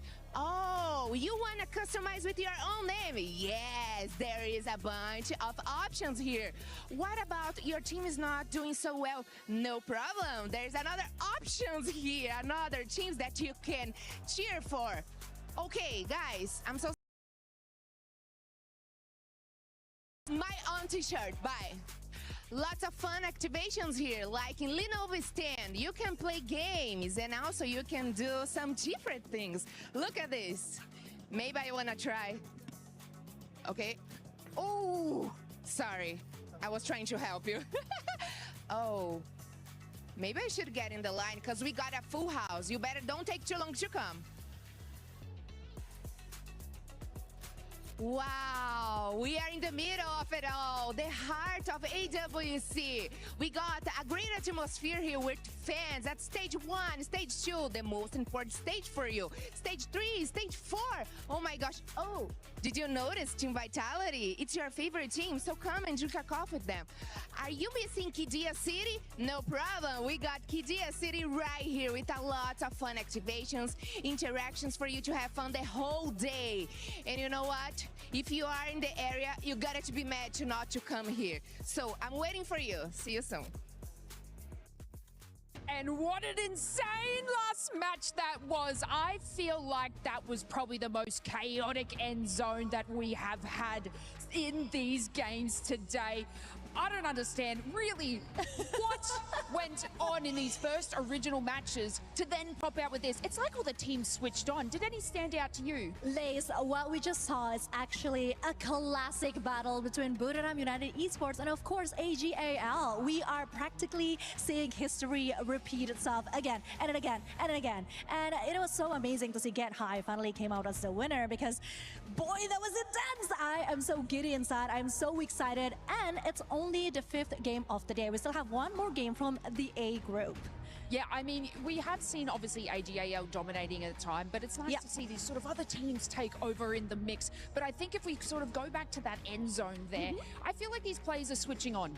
And they're like, you know what? We kind of didn't do well, you know, but like, is it a little bit too late? Is there a particular team that you found in that end zone? I know I did. I know I was talking about them before, and that was Paradox, where I said they need to get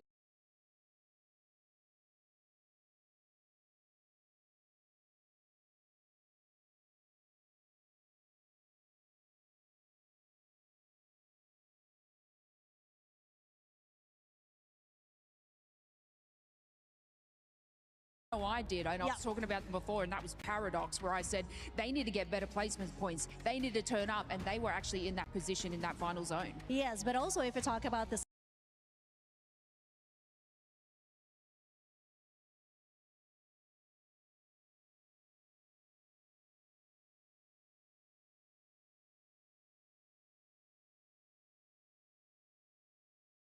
Southeast Asian games teams, I mean, I honestly think that they are kind of dominating their points throughout the whole entire day, and it is so refreshing to see because usually we see that happening from the Brazilian team. Yes, I mean, Loud has been amazing. Loud has been a very powerful, but then again, it is the time for the Southeast Asian to really show the world what they are made of, and that's exactly what they've been doing. I mean, I'm so proud to see my boys killing it out there. Yeah, I love that. Can I tell you a little bit of a story? And this was actually back to match number 1. Yeah. I'm going to take you guys back just a little bit here, but that is none other than GunDynasty and Banal, okay? I don't know if you saw me get out of my seat for this part, but they were making sort of a swift recovery, and the Banal pulls out the monster truck, and you kind of think that all fails and it's going to end there, but no, they sort of take that smooth transition to make that recovery, and the mechanical skill that Banal has for his team and the adaptation